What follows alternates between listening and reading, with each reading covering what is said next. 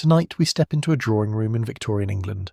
The year is somewhere in the 1870s, and the gas lamps have just been lit. Their light is softer than you might expect, a warm amber glow that trembles slightly whenever someone moves past the fixture, casting long shadows across the wallpaper. The wallpaper is dark green, patterned with climbing roses, and the room smells of beeswax polish, a faint trace of coal smoke and something floral lavender perhaps tucked into the cushions. A fire burns in the grate. It makes a low steady sound, a gentle percussion beneath the silence of the house. You're sitting in this room. You didn't mean to arrive so quietly, but here you are. Across from you in a high-backed chair upholstered in deep burgundy velvet sits a woman. She's perhaps 30. Her hair is pinned with the precision of someone who has been pinning her hair since the age of 14 and has never once been permitted to find it inconvenient. Her posture is flawless, not the stiff posture of discomfort, but the practiced posture of someone who learned long ago that how you sit in a room is a statement about who you are. Her hands move slowly over an embroidery frame. In, out, in, out. The needle catches the lamplight on each upward pass, a tiny wink of silver in the warm air. Her expression is serene. That is the only word for it. Serene. Some of the most carefully kept secrets in history were never written down. They were carried quietly in a glance, held half a second too long, in a tin box pushed behind an inkwell in the deliberate choice of a particular flower, placed in a particular vase on a particular morning. Tonight we're going to sit very close to those secrets. Not close enough to disturb them, just close enough to finally understand what they were. If this is the kind of history that interests you, the slow kind, the kind told in lamplight and understatement, then take a moment to like the video and subscribe. It genuinely helps, and it costs you nothing but a second of your evening. And tell me, where are you listening from? What time is it where you are now? Now dim the lights. Let your breathing slow and imagine yourself stepping into that gaslit drawing room, the fire warm at your side, the needle moving in and out of the linen. The woman across from you has not looked up. She knows you are there. She simply has not chosen to acknowledge it yet, which you will come to understand is itself a form of communication. Victorian women were extraordinary communicators. They simply did it in ways that most people around them, husbands, fathers, brothers, the broader machinery of Victorian social life, never fully decoded. Here is a well-documented fact about the Victorian domestic ideal. In the mid to late 19th century, the dominant cultural expectation for a middle-class married woman in Britain was something called the angel in the house. The phrase comes from a poem by Coventry Patmore published in 1854, and it described the ideal wife as selfless, gentle, devoted, morally pure, and entirely focused on the comfort and advancement of her husband and children. She was to be the emotional centre of the household, warm, steady, uncomplaining. She was not to want things for herself. Wanting things for yourself was in polite Victorian society a mild form of vulgarity. The woman in the chair has read this poem. She has heard it quoted approvingly at dinner parties. She has watched other women nod along to it, and she has over the years developed a private opinion about it that she has never once spoken aloud in mixed company. Here is a curious detail historians love to mention. The poet Coventry Patmore, who wrote so lyrically about the selfless angelic wife, was by multiple accounts a deeply difficult man to live with. His first wife, Emily, the very woman who inspired the poem, died young of tuberculosis. Technically, though one suspects chronic exhaustion may have been a contributing factor. History has a dry sense of humour. There is still some discussion among historians about how widely Victorian women actually internalised the angel in the house ideal versus how skillfully they performed it. Some scholars argue that many women genuinely believed in the model, that the domestic sphere was their domain, and they took quiet pride in mastering it. Others suggest that performance and belief were so thoroughly entangled that the women themselves may not always have been certain where one ended and the other began. Both things, it seems, could be true simultaneously. The woman across from you sets down her embroidery frame. She reaches for the small brass bell on the side table, one clear, delicate ring, and a maid appears at the door within 30 seconds. Tea is requested. The maid disappears. The woman smooths her skirt with one hand, the gesture so automatic it barely registers as movement. You watch her face in the firelight. The serenity is genuine, and it is also you slowly understand a kind of armour. Not the armour of someone who has nothing to hide. The armour of someone who has learned that the most effective hiding place is in plain sight, behind an expression that invites no further inquiry. Behind a posture that says there is nothing here that requires your attention. The tea arrives. The maid sets it down without a word and withdraws. The woman pours with steady hands. The sound of liquid meeting porcelain fills the room a thin, precise music. She places your cup on the table beside you, and for just a moment, barely a flicker, her eyes meet yours. She knows that look says that you are here to pay attention. She finds this, if not exactly welcome, at least interesting. Good. Because the story you're about to enter is not a story of scandal or rebellion. It is quieter than that, and in its quietness far more remarkable. It is the story of how an entire generation of women navigated lives of significant constraint, with intelligent ingenuity and a patience so deep it could easily be mistaken for contentment. The fire settles in the grate with a soft collapse of ash. Outside the street sounds have dimmed, the last carriages, the distant bark of a dog, the low murmur of the city finding its evening rhythm. The room grows warmer. The lamplight steadies. You're comfortable here. You didn't expect to be. The woman across from you has picked up her embroidery again. In, out, in, out. The needle moves with the regularity of a heartbeat, and somewhere behind those calm eyes, a world you haven't seen yet is going about its quiet, careful business. The house is quieter now. The drawing-room clock has just marked the half-hour, a single, soft chime that dissolves into the air like breath, and the woman you have been watching has excused herself with the kind of unhurried grace that takes years to perfect. You follow her not intrusively, simply as a presence at the edge of the room, the way a shadow follows without being invited. She leads you down a short corridor past a framed watercolour of the Scottish Highlands, past a hat stand bearing a gentleman's coat and a good felt hat, and into a small room at the back of the house. This is the morning room. It is her room, in the way that certain spaces in Victorian households were quietly, unofficially claimed by the women who managed them. The morning room belongs to her in all the ways that matter, and in none of the ways that count legally.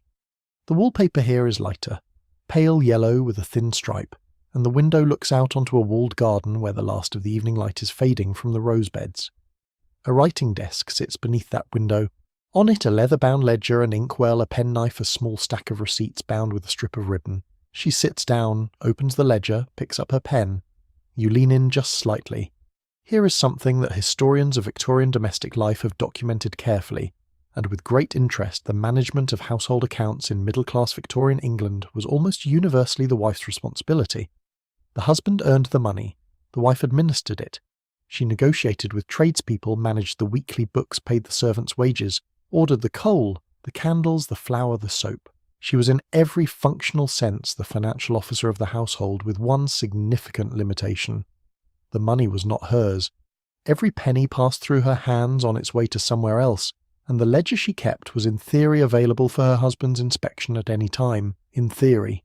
She dips her pen, writes a number, pauses, writes another.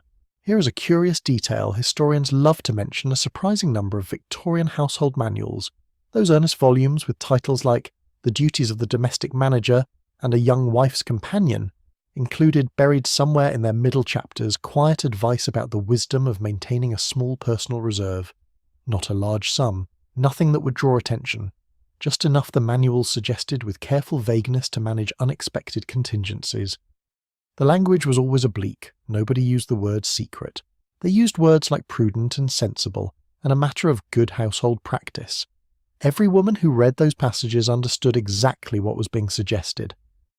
She opens the small drawer on the left side of the desk. Inside, beneath a folded sheet of blotting paper, sits a tin, the kind that once held throat lozenges, perhaps, or peppermints. It is unremarkable. Slightly dented at one corner. She lifts the lid. Inside a small folded collection of banknotes and a few coins arranged with the neatness of someone who knows their exact value without counting. She adds tonight's contribution a few shillings drawn from the margin between what the butcher actually charged and what she has recorded in the ledger, and replaces the lid. The tin goes back beneath the blotting paper. The drawer closes with a soft click. Her expression does not change. There is still considerable discussion among historians about how widespread this practice actually was. Some argue that household skimming was common enough to be almost universal among middle-class Victorian wives, a quiet, unspoken tradition passed between women, the way recipes and remedies were passed through suggestion, through implication, through a knowing look exchanged over tea. Others caution that the evidence is necessarily thin, since the very nature of the practice required it to leave no clear record. What we do have are diaries, letters, and the occasional court document from divorce proceedings, moments when the hidden tin was suddenly inconveniently discovered that confirm the practice was real and not rare. You look at the ledger. The columns are immaculate, the figures balance. Anyone reading this book would see nothing but competence and order. That is, of course, the point. The candle on the writing desk is burning low, and in its warm, unsteady light the room feels close and private. The smell of ink mingles with the scent of the garden coming faintly through the gap at the window's edge, damp soil, something green and cool, the last exhale of a late summer evening. The clock in the corridor ticks steadily. Somewhere above you, footsteps cross a bedroom floor, her husband moving through his own evening routine, entirely unaware that 7 feet below him his wife is conducting a small, careful act of financial self-preservation. She blots the page, closes the ledger, folds her hands on the desk for a moment and looks out at the darkening garden. There is nothing dramatic in her face. No guilt, no triumph, no anxiety. Just the settled expression of a woman attending to something she considers entirely reasonable. Because to her it is. The money is not for luxury. It is not for anything frivolous. It is for the kind of emergency that a Victorian wife understood with bone-deep clarity could arrive without warning, and for which a husband might or might not prove reliable. Illness, a debt he hadn't mentioned, a sudden and inconvenient change in his temper or his fortunes. A wife with a small tin of savings was a wife with options, and options in the geography of Victorian marriage were rare enough to be worth protecting at considerable effort. She rises from the desk, smoothing her skirt with that same automatic gesture, and picks up the candle. Its light sways as she moves, sending shadows sliding across the pale yellow walls. The ledger sits closed on the desk, balanced to the penny, a perfect record of a household run with precision and care. And beneath the blotting paper in the left-hand drawer, the tin sits quietly in the dark, patient private, and entirely invisible to anyone who doesn't already know to look. The morning comes in slowly here. Not the sharp, indifferent mornings of later centuries, the alarm clock, the fluorescent light, the immediate noise, but something gentler and more gradual. A pale grey light feels its way across the bedroom ceiling first, then down the wall, then across the floorboards, touching each surface with a kind of patient consideration before moving on. The city stirs beneath it, wheels on cobblestones, the distant call of a vendor, the sound of a broom on a front step somewhere down the street, a rhythm as steady and unhurried as breathing. You're already dressed. You have been for some time. She moves through the front door at 8:20 before her husband has finished his breakfast, before the house has fully committed to the business of the day. This is not unusual. The flower market waits for no one, and a competent Victorian housewife knew that the best blooms were gone by 9. She carries a flat basket over one arm, and her boots make a precise quiet sound on the pavement. Not a hurried sound, but a purposeful one. The sound of a woman who knows exactly where she is going and has calculated the route with some care. You walk beside her. The market is 2 streets away, tucked into a cobbled square that smells at this hour overwhelmingly of green things and cold water. The flower sellers have been here since before dawn, and their stalls form long rows of colour in the grey morning air, buckets of roses at every stage of opening tight-fisted dahlias, trailing ferns, sweet peas in pale handfuls, bundles of myrtle tied with rough string. The cobblestones are wet underfoot, darkened by the water that has sloshed from 100 buckets, and the air tastes faintly of soil and something sweet that you cannot quite name. Your breath makes small clouds. The morning is cool enough for that. She stops at the 3rd stall, looks carefully, moves on to the 4th. Here's something that, once you understand it, you cannot unsee. In Victorian England, flowers were a language. Not metaphorically, literally. Floriography. The assigning of specific meanings to specific flowers was a well-documented and widely practiced system of communication that reached its peak of sophistication in the Victorian era. It had roots stretching back centuries and across cultures, but the Victorians codified it with the particular thoroughness they brought to everything. Dictionaries of flower meanings were published and sold in considerable numbers. Women owned them the way women today might own a phrasebook for a foreign country, because they were in a sense navigating a foreign country, one in which direct expression was not always available to them. She picks up a stem of yellow tulips, considers it, sets it back. The vocabulary was intricate. Roses obviously carried meanings, but not simply red for love as the modern shorthand has it. A red rosebud meant pure and lovely. A full-blown red rose placed alongside a rosebud meant secrecy, white roses meant silence or worthiness. Yellow roses in the Victorian dictionary did not mean friendship as they tend to in modern usage. Yellow roses meant, depending on the source, either dying love or, in some editions, infidelity. To send yellow roses to a woman in Victorian England was either an accident or a very deliberate statement.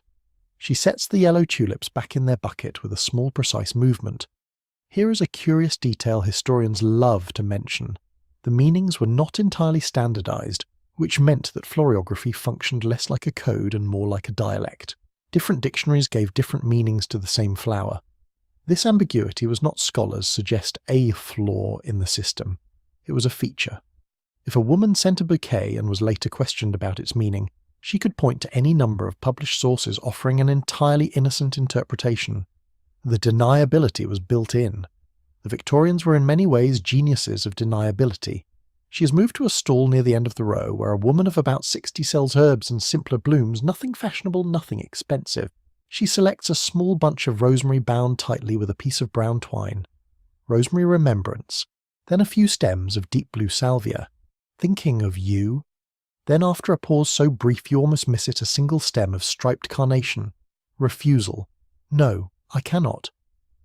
She pays without speaking more than is necessary. The flower seller wraps everything in a sheet of damp paper and hands it across. Their eyes meet for a moment with the comfortable familiarity of a regular transaction, and something passes between them that is not quite a smile, more like an acknowledgement, one that requires no words. You look at the bundle in her basket. Rosemary, salvia, striped carnation. Remembrance, thinking of you, refusal. Read together in the grammar that both the sender and the recipient would understand. Without a dictionary they form a sentence. A full, clear, emotionally complete sentence composed of petals and stems purchased at a market stall on an ordinary Tuesday morning that will sit in a vase in someone's drawing room and communicate something its sender could never safely say aloud. The morning is brightening now.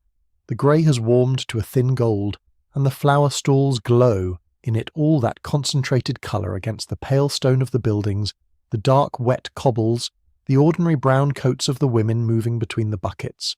The smell of the market thickens as the day warms, rising around you in layers water greenery, the heavier sweetness of lilies somewhere nearby, the sharp brightness of cut stems. There is still some scholarly debate about how consciously and consistently Victorian women used floriography as a genuine communication tool versus how much it served a more general cultural and decorative function. Some historians argue that the elaborate dictionaries were largely aspirational, beautiful objects that gave women a sense of expressive possibility without necessarily being deployed with precision in daily life. Others point to letters, diaries, and correspondence that reference specific flowers sent to specific people in ways that align unmistakably with documented meanings, suggesting that for certain women in certain relationships, floriography was a working language in every practical sense. She adds a handful of white stock meaning happy life, or sometimes depending on the dictionary promptness, and settles the bundle carefully in her basket. Around you, the market moves at its own quiet pace. Women negotiate, consider select. The flower sellers call softly to each other across the stalls. A cat picks its way along a window ledge above the square, indifferent and deliberate. Water drips from the edge of an awning with a small regular sound, a metronome marking the unhurried passage of an ordinary morning. She turns toward home. The basket is full and fragrant on her arm, and her face as always tells you only what she intends it to. But the flowers tell you something else entirely if you know how to read them, if you have learned to pay the quiet kind of attention that this world requires. You walk beside her back over the wet cobblestones through the brightening morning, carrying the particular satisfaction of someone who has just learned to read a language they didn't know existed until today. The consulting room smells of camphor leather and something faintly chemical, that you cannot quite place something clean in an aggressive way, the smell of a space that is working very hard to present itself as scientific. The walls are panelled in dark wood. A glass-fronted cabinet along one wall holds bottles of varying sizes, their labels handwritten in a small precise script.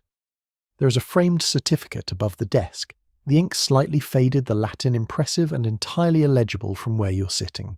A fire burns in the corner grate, and the room is warm in the way of rooms where someone has decided on your behalf that warmth is what you require, not warmth you chose, but warmth administered.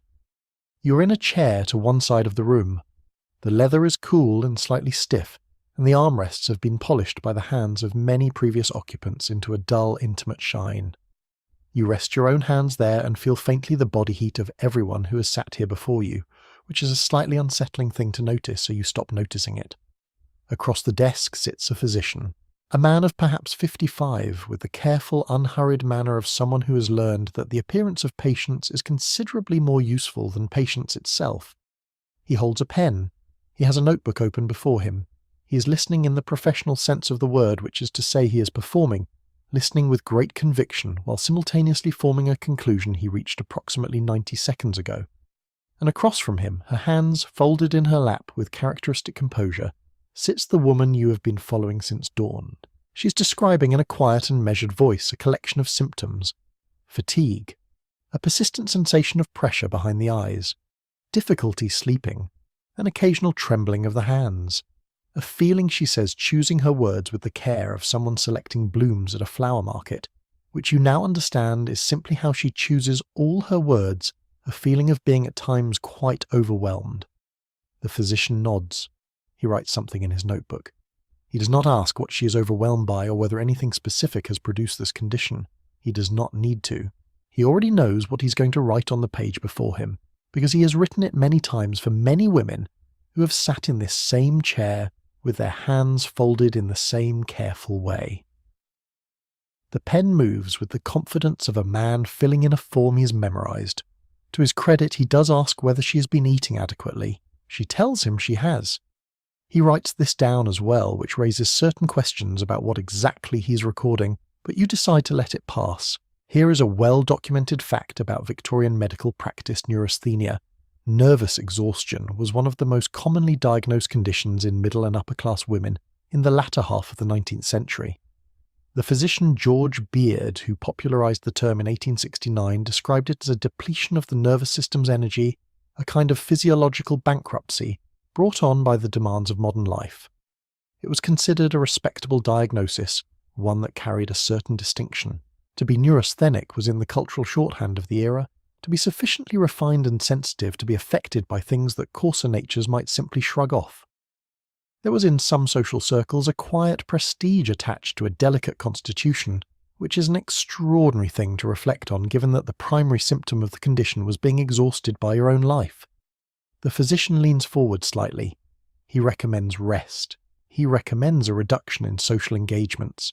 He recommends, if possible, a period of convalescence, perhaps at the seaside, perhaps in the countryside, away from the demands of the household. He writes a prescription for a tonic. He suggests that her husband be informed of the need for a lighter schedule. She listens to all of this with the expression of someone receiving information they have in some sense already arranged to receive. Here is a curious detail that historians of Victorian women's health love to mention. The prescribed treatment for female neurasthenia was almost without exception rest and withdrawal from ordinary life. This meant in practical terms that a woman diagnosed with nervous exhaustion was medically authorized to stop managing the household at her usual relentless pace, to stop attending the social engagements she found suffocating, to stop being available for the invisible, unacknowledged labour of keeping a Victorian household running with the smoothness of a mechanism that nobody believed required maintenance, because it had never in living memory been seen to break down. The prescription was functionally a permission slip, signed by a man who almost certainly did not realize he was issuing one. She accepts the prescription. She thanks the physician. She rises from the chair with a careful grace that has become entirely automatic. The air in the consulting room tastes faintly of the tonic bottles along the wall, something medicinal and slightly sweet. The taste of a room that dispenses remedies for a living that has absorbed into its very atmosphere the bittersweet quality of problems being managed rather than solved. In the corridor outside, waiting on a narrow bench with his hat balanced on his knee, and the particular expression of a man who has been sitting in a corridor for 20 minutes, wondering whether he should have brought a newspaper, sits her husband. He rises when she appears. His face rearranges itself into concern genuine, you think, in the way that a man's concern for his wife's health is always at least partly genuine, and also in the way that it is always at least partly concern about the inconvenience of her being unwell, and he is to be credited for feeling both simultaneously without appearing to notice any contradiction between them. She tells him quietly what the physician has recommended. The seaside, perhaps. A few weeks. A lighter schedule in the meantime. He nods. He takes her arm. He says with the sincerity of a man who means it and does not understand it that she must rest, that she works too hard, that he has said so before. She agrees warmly that he has. There is still considerable debate among historians about how consciously Victorian women used medical diagnosis as a form of negotiation with the constraints of their domestic lives. Some scholars argue that the relationship was largely unconscious, that women genuinely suffered genuine symptoms produced by genuinely difficult circumstances, and that the relief offered by a medical diagnosis was real and unpremeditated. Others suggest that for some women particularly, those with education and social confidence, the medical system was understood and navigated with considerable deliberateness. Most historians now agree that both were true, distributed across a wide population of women with very different levels of awareness, agency and need, and that the distinction in any individual case may have been invisible even to the woman herself, which is perhaps the most interesting possibility of all. Outside, the street receives them with its usual indifference. A cart horse stands patiently at the curb, its breath rising in slow clouds. The air is cold and sharp after the administered warmth of the consulting room. It hits the back of the throat with a clean mineral edge, the taste of an ordinary London afternoon of stone and cold, and the faint sweet char of coal fires burning in 100 nearby grates. She pauses on the step for a moment, her face tilted very slightly upward toward the pale sky. In this pause, this single, unhurried breath of open air between the consulting room and the carriage, she looks different from the woman in the drawing room. Not happier exactly. Something more precise than happiness. She looks like someone who has successfully navigated a negotiation and is allowing herself briefly and privately to register the fact before putting the expression away. Her husband is speaking. He is discussing arrangements, the journey, the timing, who might manage the household. She turns toward him and her face resettles warm and attentive. Behind her, the consulting room window reflects only grey sky. The physician is already writing in his notebook, again recording the morning's appointments in his small, careful hand. Efficient, thorough, entirely convinced that he understands what just happened in that room. He understood perhaps half of it, which in the circumstances was exactly the right amount. The afternoon has settled into itself with the particular density that mid-Victorian days achieved between 2 and 4 o'clock, that stretch of hours when the morning's business is finished and the evening's obligations have not yet begun, and the city moves at a pace that is almost but not quite slow. The light through the parlour windows is the colour of weak tea filtered through net curtains and the faint haze that perpetually softens the London sky. A coal fire ticks in the grate. On the mantelpiece a clock measures the silence in small regular increments. You are sitting in someone else's drawing room now. It is slightly grander than the one you left this morning, the ceiling a little higher, the curtains a heavier damask, the arrangement of furniture suggesting a household that has recently spent money on demonstrating that it has money to spend. There are flowers on the side table, a mixed arrangement in a blue and white vase, and you notice with the eye you have been slowly developing a small cluster of deep blue salvia tucked near the back. Thinking of you. Whether it was placed there deliberately or arrived by coincidence you cannot be certain. But you notice it. The room contains 4 women. They are arranged with the careful naturalness of people who have had a great deal of practice appearing unstudied. 2 sit on the sofa, close enough for easy conversation, but not so close as to suggest intimacy. 1 occupies an armchair near the fire, a teacup balanced on her knee with the steadiness of long habit. The 4th, your woman, the one you have been following, sits in a chair slightly apart in the way that guests sometimes sit when they are newer to a particular gathering and have not yet claimed their preferred position in the room's informal geography. They are discussing ostensibly a charity bazaar being organised for the following month. Here is a well-documented fact about Victorian women's social rituals. The afternoon call was one of the most precisely regulated social institutions of the era. Its rules were codified to a degree that might from a modern perspective seem almost satirical. The correct duration of a call was between 15 and 20 minutes, long enough to be polite, short enough to avoid overstaying. Calling cards were left in a specific tray in the entrance hall, their corners folded or unfolded according to a system of conventions that indicated whether you had called in person or sent a servant in your place. The days on which one received callers were posted in advance. The ritual was so thoroughly structured that it had its own literature, its own etiquette manuals, its own anxieties. What the etiquette manuals did not mention was what actually happened inside those 15 to 20 minutes. The charity bazaar is discussed for approximately 4 minutes. Then one of the women on the sofa, the one nearer the window, with a composed face and a slight tension around the eyes that she's managing with considerable skill, mentions, in the tone of passing on a small and unimportant piece of news, that she has heard the Hartley family's cook has given notice. The room adjusts, barely perceptibly, but you catch it a slight realignment of attention, a fractional increase in the quality of listening. Because the Hartley family's cook giving notice is not to these women a piece of domestic trivia. It is information. The Hartleys have been living beyond their means for the better part of 2 years, and a cook giving notice rather than being dismissed suggests that the servants have not been paid, which suggests that the situation has progressed beyond manageable inconvenience into something more serious. All of this is understood within approximately 10 seconds of the cook being mentioned by every woman in the room without any of it being stated. Here is a curious detail that social historians love to mention. The Victorian afternoon call circuit functioned among women who navigated it carefully as a remarkably efficient intelligence network. Information about financial difficulties, domestic troubles, health crises and social shifts moved through the calling network faster and with greater accuracy than it moved through almost any other channel available at the time. Men had their clubs, their business networks, their newspapers. Women had this 15 minutes in a warm parlour, a cup of tea, and the highly developed ability to extract and transmit significant information through the medium of apparently trivial conversation. The woman near the fire sets down her teacup. She mentions that Mrs. Hartley looked rather thin at the Denholm supper last week. The woman by the window agrees with a thoughtfulness that carries weight. A third woman notes that the Hartley children's governess has been with the family only since January, which is recent enough to suggest she replaced someone, and replacements in January always indicate a difficult Christmas. Your woman listens. She contributes once a brief and carefully worded observation about a conversation she had with Mrs. Hartley. At the flower market, you recognise the market from this morning. The wet cobblestones, the smell of green things, in which Mrs. Hartley mentioned in passing that she had been reducing the household's weekly order. The room receives this information with the quiet attention it deserves.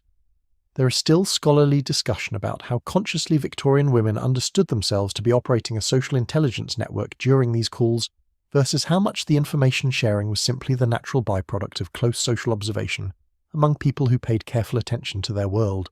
Some historians argue that certain women were quite deliberately strategic, arriving at calls with specific questions, framed as pleasantries, leaving with specific information wrapped in the language of casual conversation.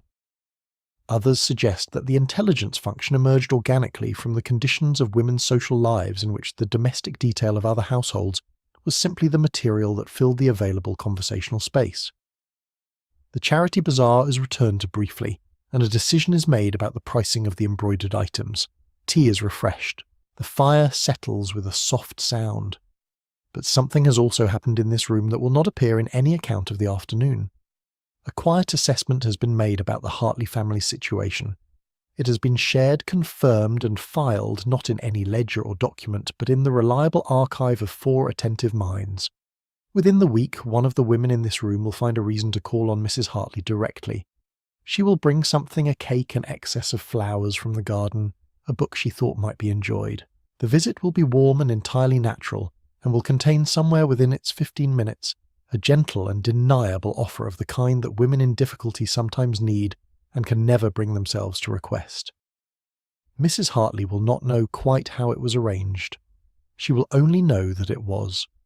Outside, the afternoon light is thickening toward evening. The net curtains glow faintly gold. Somewhere in the street below, a boy is calling something, his voice bright and shapeless through the glass. The clock on the mantelpiece marks the quarter hour with a single delicate note that hangs in the warm air for a moment before dissolving. The 4 women continue their conversation. The room smells of tea, of coal smoke, of the faint sweetness of the flowers on the side table. The salvia is still there in the blue and white vase, deep and blue, and quietly saying what it has always been saying to anyone who thought to ask. Your woman sets down her cup. 15 minutes, the etiquette books say. She rises with perfect timing, not a minute over, not a minute under, and the goodbyes are warm and unhurried, the kind that leave everyone feeling that the visit was entirely too short. She steps out into the corridor, and the drawing-room door closes softly behind her. The afternoon resumes its quiet pace, and the information gathered in those 15 minutes the cook the governess, the reduced market order, the thinness at the Denholm supper, travels home with her stored carefully and completely in a place her husband will never think to look. The house is still now. Not the provisional stillness of early evening when quiet arrives between one obligation and the next, and everyone understands it is temporary, but the deep committed stillness of a house that has finished its day and means it. The dinner things have been cleared. The husband has retired to his study with his newspaper and his glass of port, the door closed behind him, with the finality of a man who considers the social portion of his evening satisfactorily concluded. The servants have withdrawn to the kitchen and the basement rooms where their own quieter evening is now underway. The children, if there are children, have been asleep for hours. The bedroom is at the top of the house. You climb the stairs behind her, your hand trailing the smooth curve of the banister, the carpet soft and muffling underfoot. The gaslight on the landing has been turned down to its lowest setting, and it casts a thin amber line along the wall, just enough to move by. The air up here is cooler than the floors below. The heat from the day's fires rises only so far, and the upper rooms in Victorian townhouses existed in a perpetual state of mild chill that extra blankets addressed but never entirely resolved. You can smell the residue of the evening dinner coal smoke, the faint ghost of perfume from the dressing table, all of it softened by the hour into something almost indistinguishable from the smell of sleep itself. She opens the bedroom door, steps inside, closes it behind her, and then with a small and deliberate movement that you have been waiting all day to witness, she reaches beneath the mattress. The book she withdraws is slim and plainly bound, no gilt lettering on the spine, no decorative cloth cover of the kind that might sit openly on a parlour shelf. It is the binding of a book that was never meant to be seen. She holds it for a moment with the particular care of someone handling something they have kept safe through some effort, then settles into the chair beside the window, tucks her feet beneath her and opens it. The candle on the nightstand is the only light now. Its flame stands very still in the airless room, and the light it throws is warm and close enough to read by barely if you hold the page at the right angle and your eyes are accustomed to it. She holds the page at the right angle. Her eyes are accustomed to it. Here is a well-documented fact about Victorian women's reading lives. The question of what women should and should not read was one of the most persistently debated cultural anxieties of the 19th century. The novel in particular occupied an uneasy position in Victorian cultural life, widely read, enormously popular, and simultaneously regarded by a significant portion of respectable opinion as a potentially dangerous form for female consumption. The concern was not entirely about content, though content was certainly part of it. The deeper anxiety was about interiority, about the idea that novels gave women access to imaginative lives, emotional vocabularies, and models of feeling and behaviour that existed entirely outside the supervision of fathers' husbands and the broader social architecture designed to shape female experience. A woman reading a novel was a woman temporarily inhabiting a consciousness that was not her own, and this was understood by those who thought carefully about it to be a form of freedom. The book in her hands is not a novel as it happens. It is something slightly more pointed than that. The women's rights movement in Victorian England produced from the 1850s onward a steady stream of pamphlets, essays, and published lectures that circulated among interested readers through networks that were of necessity somewhat informal. John Stuart Mill's essay on the subjection of women, published in 1869, was read by more women than its sales figures suggest, passed from hand to hand, borrowed and returned and borrowed again, its pages softening with use. Mary Wollstonecraft's Vindication of the Rights of Woman, written nearly a century earlier, experienced a quiet Victorian revival among readers who discovered it through exactly this kind of informal circulation. The books that mattered most in these women's intellectual lives were frequently the books that never appeared on the approved shelf. Here is a curious detail that literary historians love to mention. Several Victorian women's diaries contain references to reading that involve a specific geography: the bedroom the hour after the household had retired, the candle kept burning past the point of prudence. The late-night reading session recurs so consistently across different women's accounts from different decades and different social circumstances that it begins to look less like a coincidence of habit and more like a pattern with a structural cause. The bedroom after dark was for many Victorian wives the only room in the house where they could reliably be alone, and the only hour in the day that belonged to no one's requirements but their own. She turns a page. The candle flame bends slightly, recovers, steadies. Outside the window, the street has settled into its nighttime register. A distant carriage, the the occasional footstep on the pavement. Below, the low murmur of the city breathing in its sleep. The sounds come up faintly through the glass, muffled and remote, belonging to another world. In here, the only sounds are the small ones, the turn of a page, the slight shift of the chair, the measured quiet of a woman reading with complete attention. There is still some discussion among historians about how to characterise the relationship between Victorian women's private reading and their broader sense of self and possibility. Some scholars argue that the act of reading, even reading that never translated into overt action or public expression, was itself a significant form of resistance, a maintenance of inner life against the pressure of an ideology that asked women to have no inner life worth maintaining. Others caution against reading too much purposeful resistance into what may for many women have simply been pleasure, the ordinary human pleasure of a good book in a quiet room available to them, as it happened only under conditions that made it feel slightly illicit. Both interpretations carry truth. And perhaps the more interesting point is that the distinction between pleasure and resistance was not always clear to the women themselves, that reading a pamphlet about women's legal rights by candlelight in a locked bedroom could be simultaneously an act of intellectual inquiry, a private pleasure, and a quiet refusal all at once, without any of these meanings cancelling the others out. She has been reading for perhaps 40 minutes now. The candle is burned down by a thumb's width and the room has grown cooler around her, but she is not moved to add coal to the grate. The cold is a reasonable price for the quiet. She knows this calculation well by now, has made it many times, and always arrives at the same answer. Her lips move slightly over a particular sentence, not mouthing the words exactly, but responding to them in some small physical way, the way the body sometimes registers an idea before the mind has fully processed it. She reads the sentence again, then she reaches to the nightstand and picks up the small pencil she keeps there.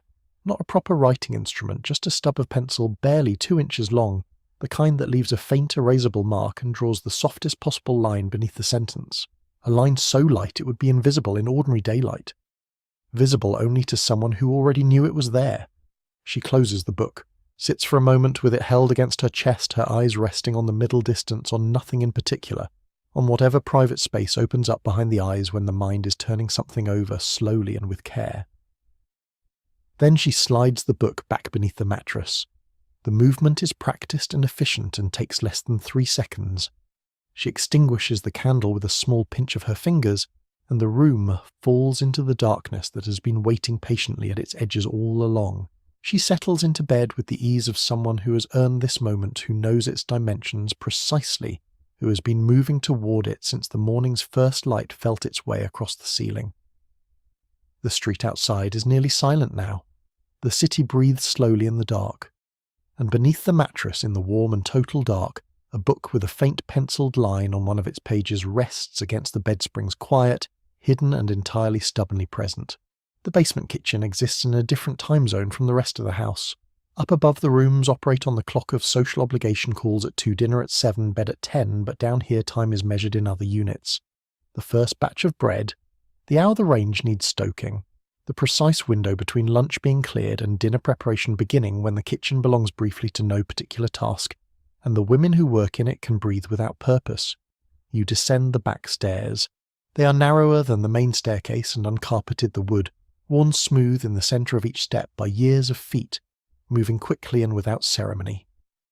The smell changes as you go down. The polished wood and lavender of the upper floors gives way to something warmer and more fundamental. Coal, boiled linen, the deep, savoury residue of a kitchen that has been cooking 3 meals a day for years and has absorbed every one of them into its walls. The kitchen is large and low-ceilinged, lit by a combination of the range's glow and 2 oil lamps hanging from hooks above the central table. The table itself is scrubbed to a pale, clean exhaustion. Copper pots hang in a row above the range, their bottoms burnished to a dull shine. A basket of vegetables sits near the door, carrots, parsnips, a bunch of thyme, and the smell of them mingles with the coal smoke and the faint astringency of the cleaning soap stacked on the shelf beside the sink. At the far end of the table sits Mrs. Holt. She has been with the household for 11 years. She is a woman of perhaps 50, with the particular quality of stillness that belongs to people who have spent decades in service, an economy of movement, a precision of gesture, a face that has learned to be unreadable in the presence of those it serves, and something considerably warmer in the company of those it trusts. She is drinking tea. She does not stand when your woman enters the kitchen, which tells you without any further explanation required exactly what kind of relationship this is. Your woman sits down at the table across from her. This is not something she does in front of the household. She does it here in the kitchen at this hour in the company of Mrs. Holt, because this is one of the few spaces in her day where the performance is not required. Here is a well-documented fact about Victorian domestic service. The relationship between a mistress and her senior servants, particularly a long-serving housekeeper or cook, was one of the most intimate and consequential relationships in a Victorian woman's daily life, and one of the least discussed in the social literature of the era. A good housekeeper knew everything. She knew the state of the household finances from the weekly accounts. She knew the condition of the marriage from the temperature of the rooms. She knew which days the mistress wept and which days she did not, because it was the housekeeper who managed the household around both. She was in the most practical sense the person most qualified to understand the mistress's life from the inside. Mrs. Holt refills the teacup without being asked. The gesture is so automatic it barely registers as kindness, which is precisely what makes it kind. Here is a curious detail that social historians love to mention. Victorian conduct manuals were unanimous in warning mistresses against what they called undue familiarity with servants. The distance the manuals insisted was necessary for the proper functioning of the household, for the maintenance of authority, for the preservation of the social order that made the whole arrangement coherent, and yet diaries and letters from the period tell a different story. One in which women who spent their days performing composure for husbands and society found in their senior servants something that the conduct manuals had no category for: a witness, a confidant, a person who knew the truth of things and could be trusted for reasons of mutual dependence and genuine affection to keep it. There is still some scholarly debate about the nature of these relationships, whether the intimacy was genuine on both sides or whether the power imbalance of service made genuine mutuality impossible. Most historians now take a more nuanced view, arguing that the relationships varied enormously, that some contained real warmth and real trust, and that the women involved navigated the complexity with more sophistication than the conduct manuals gave them credit for. Your woman is speaking quietly. You catch fragments, something about a letter that arrived this morning, something about a decision that needs to be made before the end of the month. Mrs. Holt listens with the focused attention of someone who's been listening carefully for 11 years and knows that what is said in this kitchen stays in this kitchen. Her expression is thoughtful. She asks one question, a short one, and the two women sit with the answer for a moment together, the way people sit with difficult things when they trust each other enough not to rush toward resolution. The range ticks softly. The lamplight holds the room in its warm, unglamorous glow. Outside the small high window that looks up at street-level feet pass occasionally on the pavement above the lower halves of the city, going about its evening entirely unaware of the conversation happening below. Mrs. Holt says something finally that makes your woman exhale, not quite a laugh, but the breath that sometimes precedes the release of a tension held longer than was comfortable. She nods, sets down her cup. The decision, whatever it is, has been arrived at. She rises to leave. At the foot of the stairs, she pauses, one hand on the banister, and glances back. Mrs. Holt is already moving toward the range, her back turned, attending to the next task with the seamless efficiency of long practice. But in the moment before she turns, you catch it, the faintest softening around the eyes there, and gone so quickly you might have imagined it. You did not imagine it. Your woman climbs the back stairs slowly, her hand trailing the worn wood, carrying whatever she came down here for, not just a decision, but the steadier thing beneath it. The particular kind of courage that comes from being known completely by at least one other person in the world. The black comes first as fabric. That is how grief announces itself in Victorian England, not as an emotion, not yet, but as a material reality that arrives at the door within hours of a death carried by dressmakers and drapers who have made careers of exactly this. Black wool, black silk, black crepe, the most required and most hated of the mourning textiles, a fabric so stiff and so dull that it absorbs light rather than reflecting it, leaving the woman who wears it looking not merely sad but somehow subtracted from the world. Black gloves, black bonnet, black veil so thick that the face behind it becomes a suggestion rather than a fact. You're walking behind her now at a careful and respectful distance on a grey afternoon some weeks after the funeral. The veil muffles everything. You understand this from watching her move through it, the way sound reaches her slightly late, slightly softened the way the world presents itself through that layer of black net as a series of shapes rather than particulars. The street smells of autumn. Wet leaves coals smoke the cold mineral edge of air that has decided finally that summer is finished, and means to say so clearly.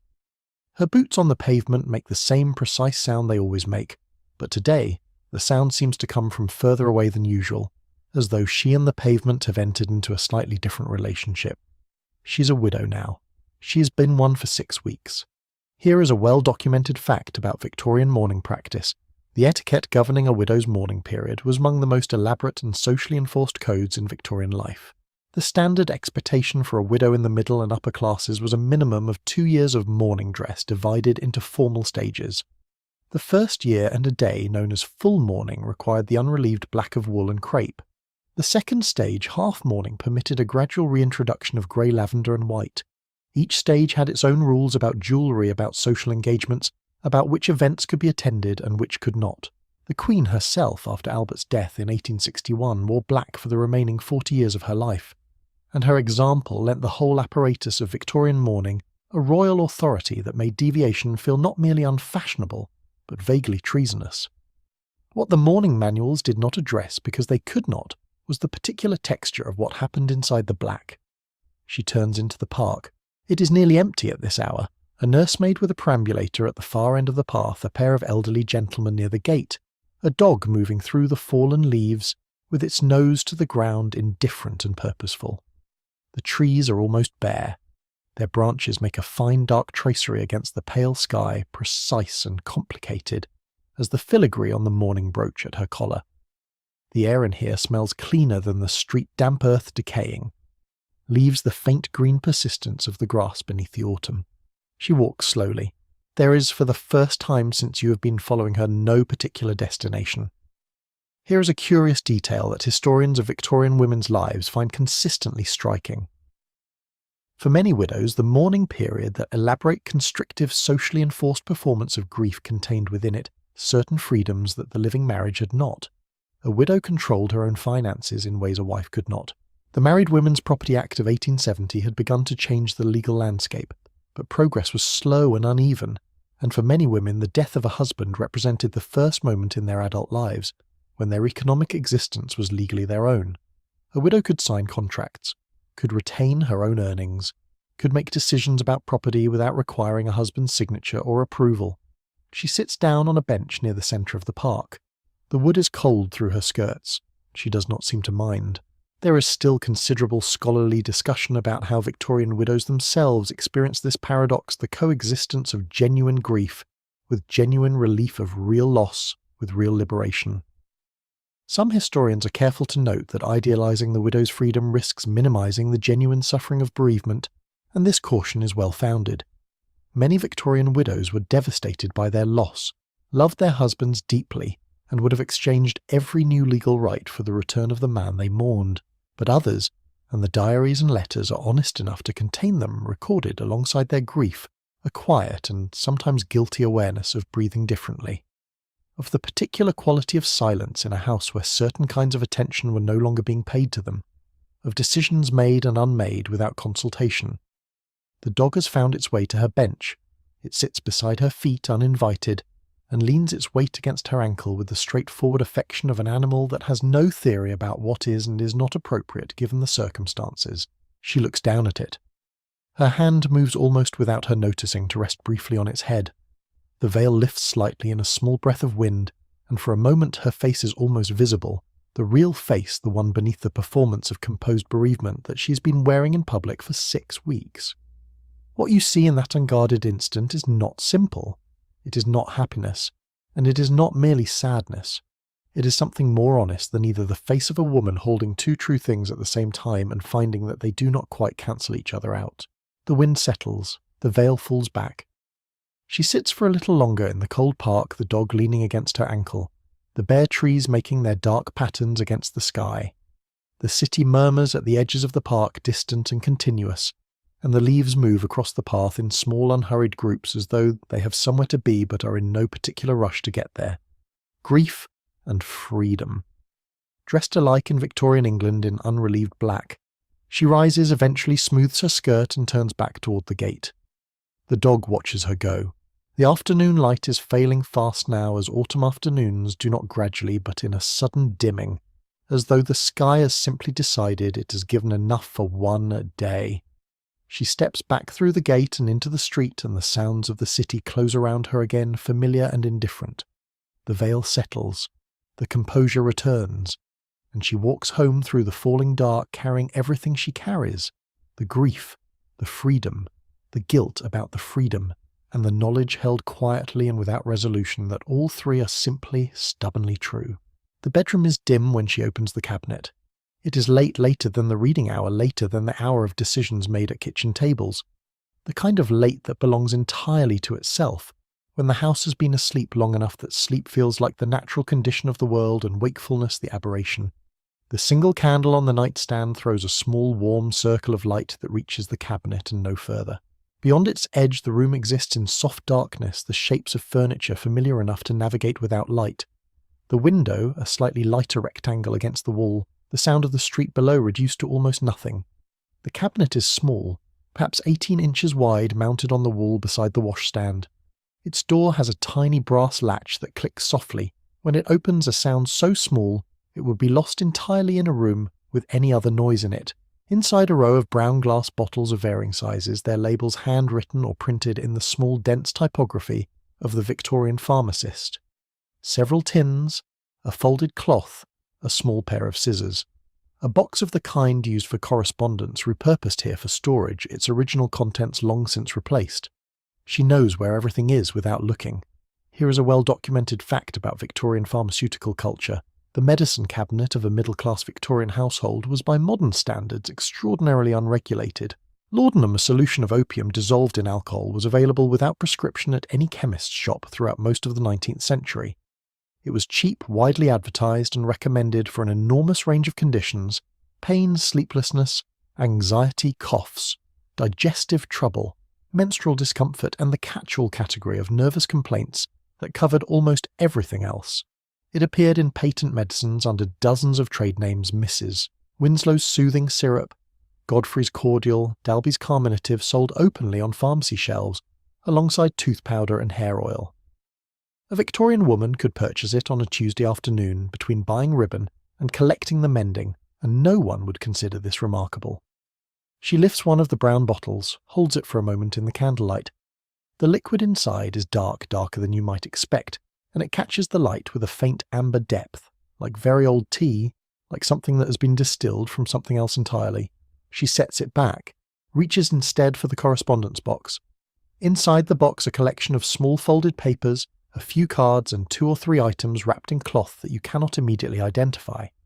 She removes one of the folded papers and opens it carefully, the way you handle something that has been folded and unfolded many times and is beginning at the creases to thin. It is a letter, or something like a letter, handwritten in a script different from her own, with a density of information that suggests it was composed with care and sent with some intention. Here is a curious detail that historians of Victorian women's health love: to mention the exchange of medical knowledge between women passed through correspondence, through calling networks, through the quiet conversations of kitchen tables and afternoon parlours, constituted an informal but remarkably sophisticated parallel system, running alongside the official medical establishment. Women shared information about remedies, about dosages, about which preparations worked for which conditions, and which were to be avoided, about which physicians could be trusted, and which were better replaced. They shared knowledge about their bodies that the medical profession of the era was in many respects less equipped to provide, partly because the profession was almost exclusively male, and partly because the era's proprieties made certain conversations between female patients and male physicians essentially impossible. The letter in her hands is from her sister, who lives in Edinburgh. Among its ordinary contents, family news, a request about a particular piece of fabric. There are 2 paragraphs written in a slightly smaller hand, as though the writer reduced her script to make the information feel less significant on the page. These paragraphs discuss with some precision a preparation recommended by a physician's wife of the sister's acquaintance, used for a specific purpose that is described in terms so oblique that you would need to already know what was being discussed to understand it. The language is careful in the way that language becomes careful, when the thing being described sits at the edge of what can safely be said in writing. She refolds the letter, places it back in the box. There is still considerable scholarly discussion about the full range of purposes to which Victorian women put their medical knowledge and their access to the unregulated pharmacy. Some historians focus on the more straightforward uses pain management treatment of the chronic ailments that accompanied lives of physical constraint and limited medical care. Others point to evidence suggesting that the medicine cabinet served purposes relating to fertility and reproductive autonomy that the era's public discourse made entirely unspeakable, that the brown bottles and the folded letters and the informal networks of women's knowledge constituted in some households a form of bodily self-determination, available through no official channel whatsoever. The evidence here is necessarily indirect, drawn from court records, from coded diary entries from the gaps and obliquities in women's correspondence, but the historians who have looked carefully are largely agreed that the gaps and obliquities are too consistent, too widespread, and too specifically shaped to be accidental. She closes the cabinet. The tiny brass latch clicks softly in the silence. She stands for a moment at the washstand, her hands resting on its cool marble surface, looking at nothing in particular. The candle flame stands very still. The room breathes quietly around her. Outside, a single set of footsteps passes on the pavement below, unhurried, fading, and then the street is silent again. The marble is cold beneath her palms, and she lets it be cold, lets the sensation ground her in the specific reality of this moment, this room, this hour. There is a particular quality to the decisions made, at this time of night they have been arrived at, slowly have passed through every layer of consideration, have survived the long wait until the house was finally reliably quiet. They are not impulsive. They are in their way the most deliberate decisions in her life. She lifts the candle, turns toward the bed. The cabinet sits in the darkness behind her, its contents arranged with the neatness of long familiarity. Brown bottles, folded papers, the correspondence box with its careful letters. A medicine cabinet to anyone who opened it without context. Something considerably more precise and more personal than that to the woman who closed it. She sets the candle on the nightstand. The flame bends, once recovers, and steadies. The room is quiet. The house is quiet. And the night holds everything it knows, without comment, without judgment, in the patient and absolute dark. The blue hour before dawn has a quality that no other hour possesses. It is not night and it is not morning. It is the pause between them, the held breath of the world before the city remembers what it is and begins again. The darkness outside the window is softened from black to a deep uncertain blue, and in that blue the shapes of rooftops and chimney stacks emerge slowly, the way details emerge in a developing photograph gaining definition without any single moment of arrival. The street below is empty. The silence is so complete you can hear faintly the sound of your own breathing. She's been awake for an hour, not from distress or not entirely. There is a particular kind of wakefulness that belongs to people who have learned to use the early hours, rather than merely endure them, who have discovered that the mind operates differently at this time, more honestly, less defended with a clarity that the daytime and its obligations tend to obscure. She rose without lighting the candle, moved to the writing desk by memory and habit, and sat down in the particular darkness of 4 a.m, with the particular intention of someone who has been composing this letter in her head for several weeks. The candle is lit now. The desk is small, smaller than the morning room desk with its ledger and its tin, this one tucked into the corner of the bedroom near the window. Its surface barely wide enough for the writing slope the inkwell and the single sheet of paper she has placed before her with the careful deliberateness of someone preparing for something that matters. She picks up the pen, dips it, holds it above the page for a moment in the way that people sometimes pause before saying something they have been a long time deciding to say. Then she begins. Here is a well-documented fact about Victorian women's correspondence. Letter writing was one of the few forms of self-expression available to middle-class Victorian women that carried genuine cultural legitimacy. It was considered an appropriate feminine accomplishment taught in girls' schools, discussed in conduct manuals, expected as a social skill. And within that legitimacy, women constructed an entire interior literature that existed in parallel with the published literature of the era, less visible, less preserved, but in its own way just as rich. Historians who have worked through Victorian women's private correspondence consistently report the same experience, the shock of encountering in letters, written with no expectation of an audience beyond their recipient, a voice of startling directness, complexity and emotional precision that the public record of the era gives almost no hint of. The letter she's writing now will not be sent. She knows this. She has known it since she began composing it in her head. Walking back from the park through the autumn dark, the veil lifted the dog's warmth still faintly present at her ankle. It is not a letter for sending. It is a letter for saying, for the act of putting into words in her own handwriting on a real page, with real ink things that have existed until now, only as pressures and textures inside her unnamed, and therefore in some sense unreal. The recipient is a man she knew before her marriage. Not a lover, or not exactly, or not in the way the word implies in its most reductive usage. Someone she talked with for a period of perhaps 2 years in her early 20s, with a freedom and an equality that she has not experienced in quite the same form since. Someone who read the same books, disagreed with her about half of them, and found this disagreeable quality in her not alarming but interesting. She has not seen him in 11 years. She does not know with certainty where he is.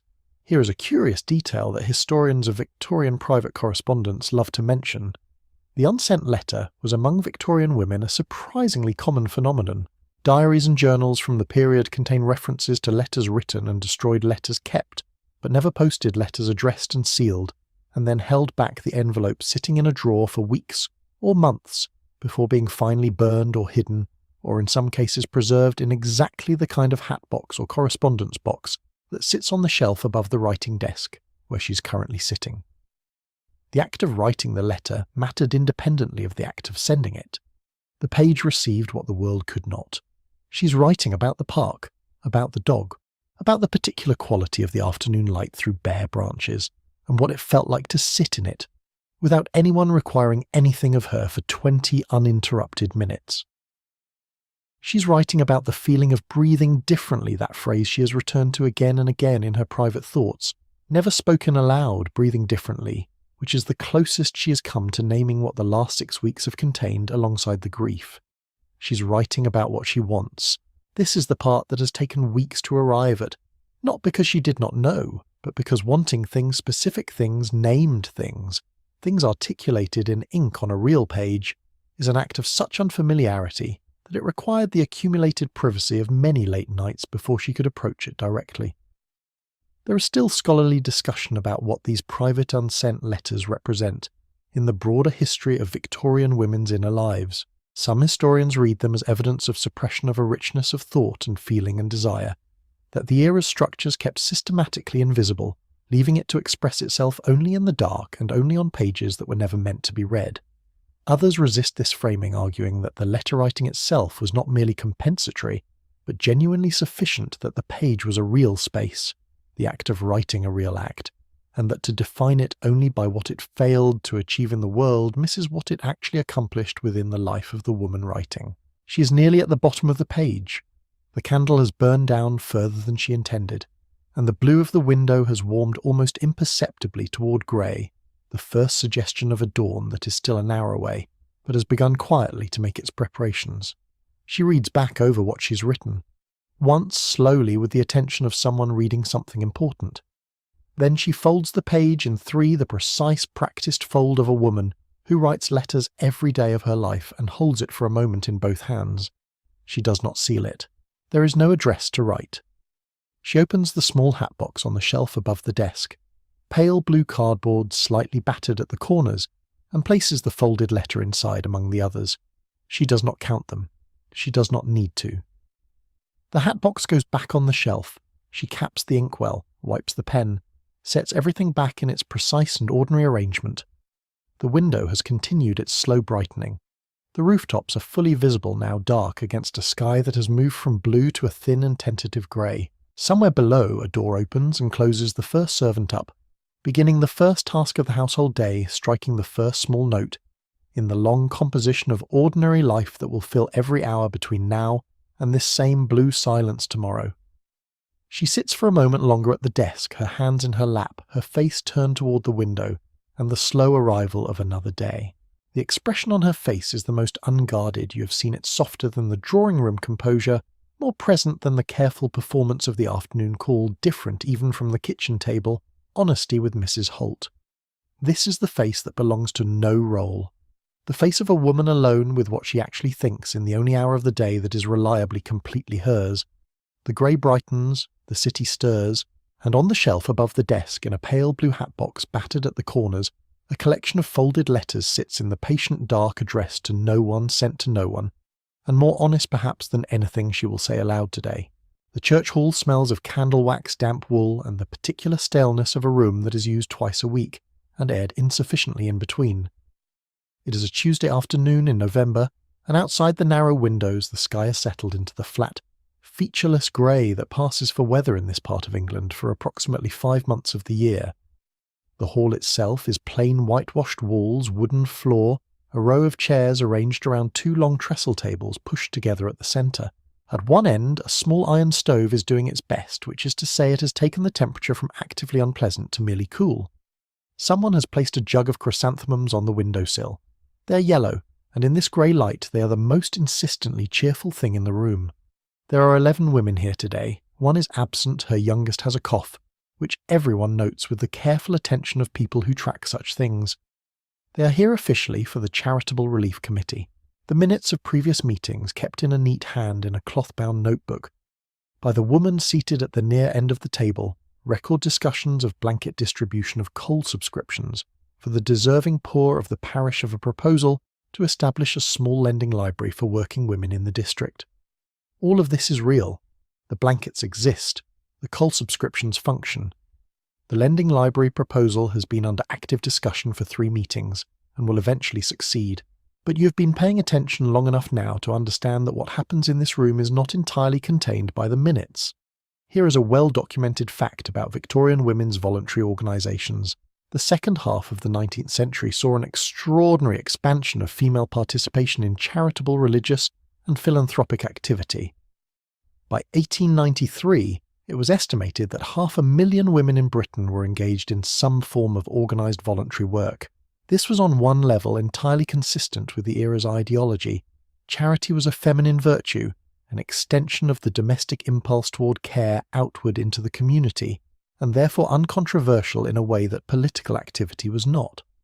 But the organisations themselves, once established, developed capacities that their ideological justification had not anticipated.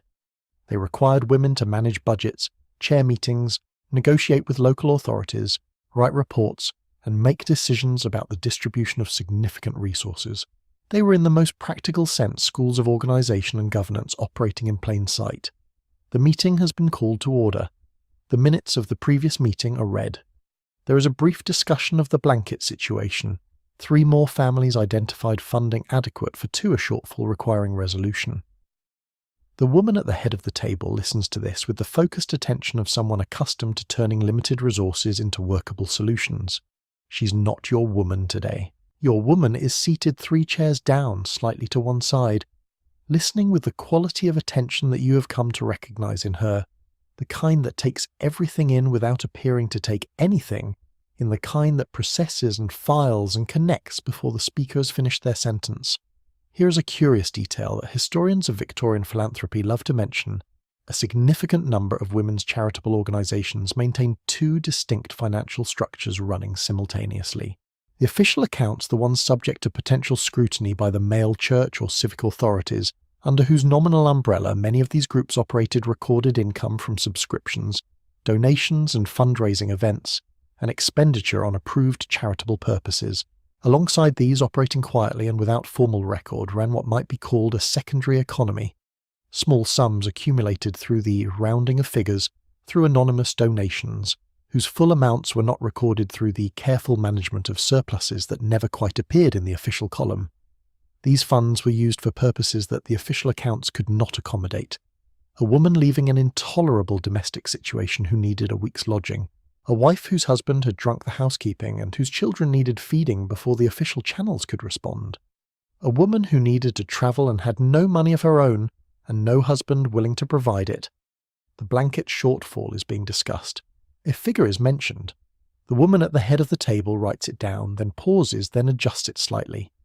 A small, unhesitating revision that 2 or 3 of the women present register with the faintest of nods, and that the minutes will record as the agreed sum without further comment. Your woman is one of the women who nods. The meeting moves on to the lending library proposal. There is genuine enthusiasm for this. Voices overlap slightly, which is unusual for women of this social background, in a formal setting, and someone laughs at something, a real laugh, unguarded and brief, that fills the plain room with unexpected warmth. The stove ticks. The chrysanthemums hold their yellow ground against the grey window. There is still some scholarly debate about how consciously the women involved in Victorian charitable organisations understood themselves to be building parallel structures of female mutual aid, as opposed to simply responding pragmatically to the needs they encountered. Some historians argue for a high degree of consciousness that certain women, particularly those with some exposure to early feminist ideas, were quite deliberate in constructing these secondary systems. Others suggest that pragmatism rather than ideology was the primary driver, that the secondary economy emerged from the simple reality that official channels were slow, insufficient and designed without reference to the specific vulnerabilities of women's lives, and that practical women responded to practical problems with practical solutions, regardless of how they might have characterized their own intentions. The meeting concludes after an hour and 20 minutes. The chairs are pushed back. Coats are retrieved from the hooks near the door. Conversation continues in the smaller, warmer key of departure plans for Christmas. A request to pass something along to someone who couldn't be here today. A brief exchange near the door between your woman and the woman at the head of the table that you cannot hear, but whose tone is the tone of two people finishing a conversation that began somewhere in the middle of the meeting and is now being concluded with the efficiency of people who have limited time and understand each other well. Outside, the grey afternoon has deepened toward early dark. The women disperse in ones and twos along the wet pavement, their boots making the quiet, purposeful sound of women who have somewhere to be. The church hall door closes. Inside, the stove ticks on in the empty room, and the chrysanthemums continue their yellow optimism on the windowsill, indifferent to the dark gathering outside the glass. The cloth-bound notebook sits on the trestle table, its minutes complete and accurate as far as they go. What they do not contain, the adjusted figure, the nod, the secondary economy of small accumulated sums sitting in a drawer, somewhere in the house of the woman at the head of the table, is not in any record anywhere. It does not need to be. The women who need to know it know it. The women who know it remember it. And the work continues quietly and without documentation in the space between what the minutes record and what actually happens, which is, you are beginning to understand, where most of the important work in this world has always been done. The nursery is at the top of the house, 1 floor above the bedroom where the hatbox sits on its shelf, 2 floors above the morning room with its hidden tin. It occupies a different atmosphere from the rooms below, lighter somehow, despite being the furthest from the street, with a particular quality of warmth that belongs to rooms where small bodies have been sleeping and breathing and existing at close quarters for years. The walls are papered in a pattern of rabbits and hedgerows, slightly faded now at the edges, where the afternoon light catches it, and the smell of the room is the smell of all nurseries in all eras: talcum powder, warm milk, the faint sweetness of soap, and beneath all of it something more fundamental, the smell of childhood itself, which is the smell of skin that has not yet learned to be guarded. It is 7 o'clock in the evening. The lamp on the mantelpiece has been turned to its lowest setting, just enough light to move by, to see faces to read by if you hold the book close. The fire has been banked low. 2 children are in the bed, a girl of perhaps 7 and a boy of 5, arranged with the unconscious precision of siblings who have shared a sleeping space long enough to have established their respective territories without negotiation. The girl is on her side, facing the room. The boy is on his back, one arm thrown out, his face composed in the absolute abandon of a child not yet asleep but very nearly there. She sits on the edge of the bed. She has been here for 20 minutes already, and she'll stay until both children are fully asleep, not because the nursemaid requires it, but because this hour, the most ordinary hour of her day by any external measure, is one she protects with a consistency that amounts to insistence. She is telling them a story. Here is a well-documented fact about Victorian childhood and maternal influence. The Victorian era produced and largely believed in a particular theory of child-rearing that placed the mother at the centre of moral and intellectual formation during the early years. The father provided authority and material provision. The mother provided character. This was like the angel in the house ideal, both a constraint and a concealed power. It gave women jurisdiction over the minds of the next generation at precisely the age when minds are most receptive most plastic, most permanently shaped by what they are consistently told about the world and their place in it. The story she is telling tonight is about a girl who lives at the edge of a forest. This is not unusual. Victorian children's stories frequently involved forests, edges, thresholds, the boundary between the known and the unknown. What is slightly unusual is the particular quality of this girl as your woman is describing her. She's not pretty, or if she is, her prettiness is mentioned once and then set aside as unremarkable. She's curious. She notices things the way light falls through leaves at different hours, the way the same path feels different walked in opposite directions. She asks questions that adults find inconvenient, and she does not stop asking them simply because the answers are slow in coming.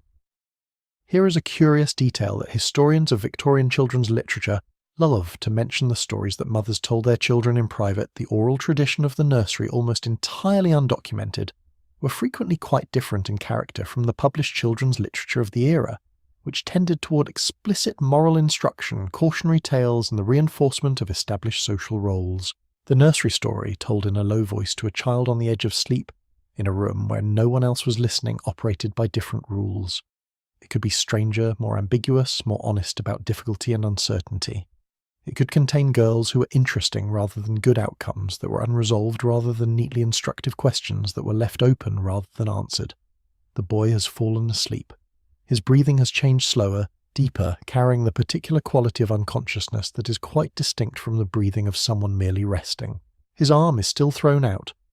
She adjusts it gently, tucking it back under the blanket without waking him, the movement so practiced it barely interrupts the story. The girl is still listening.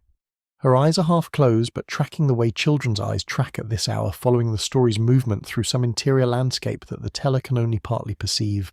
She is at the age where stories are taken seriously in the most complete sense, where the girl at the edge of the forest exists as fully and as really as anyone in the street outside, where what happens to that girl matters in the way that real things matter. Your woman is describing the forest now. The way it sounds at night, not frightening exactly, but alive, full of the specific sounds of things going about their own business, without reference to whether anyone is listening. The girl in the story sits at her window and hears all of it and does not look away. There is still scholarly discussion about how deliberately Victorian mothers used the nursery story as a vehicle for the transmission of values that the public culture of the era would not have endorsed from a woman's mouth in any other context. Some historians argue that the transmission was largely unconscious, that women told the stories they had in them, which happened to reflect their own experience and their own sense of what mattered, without a clear theory of what they were doing. Others point to letters and diaries in which women write with surprising explicitness about what they hope their children will understand that their husbands have, not about resilience, about self-sufficiency, about the importance of noticing things and thinking carefully about what you notice. The girl's eyes have closed fully now. The story has reached a natural resting point, not an ending exactly, just a pause. The girl at the edge of the forest settling in for the night with her questions still intact, her curiosity unresolved, the forest continuing its conversation beyond her window. Your woman's voice has been dropping gradually for the last 10 minutes, slowing its pace, softening its consonants, moving toward the register of a voice that is less telling a story than becoming the sound itself, low, continuous, as steady as breathing. She sits for a moment in the quiet after the story ends. The children breathe. The lamp glows its low gold. The rabbits and hedgerows move in and out of shadow on the walls as the flame shifts slightly in the draught from the window. There is a particular satisfaction in her face at this hour that differs from the satisfaction of the balanced ledger, the useful afternoon call the decision arrived at in the kitchen. Those satisfactions are about navigation, about moving through a constrained world with intelligence and care.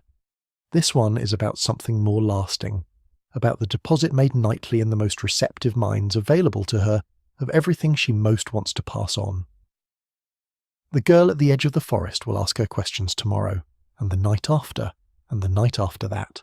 She will grow up asking them, this fictional girl, which is another way of saying that the real children in this bed will grow up having been told night after night in the most persuasive voice available to them that curiosity is not a problem to be corrected but a capacity to be trusted.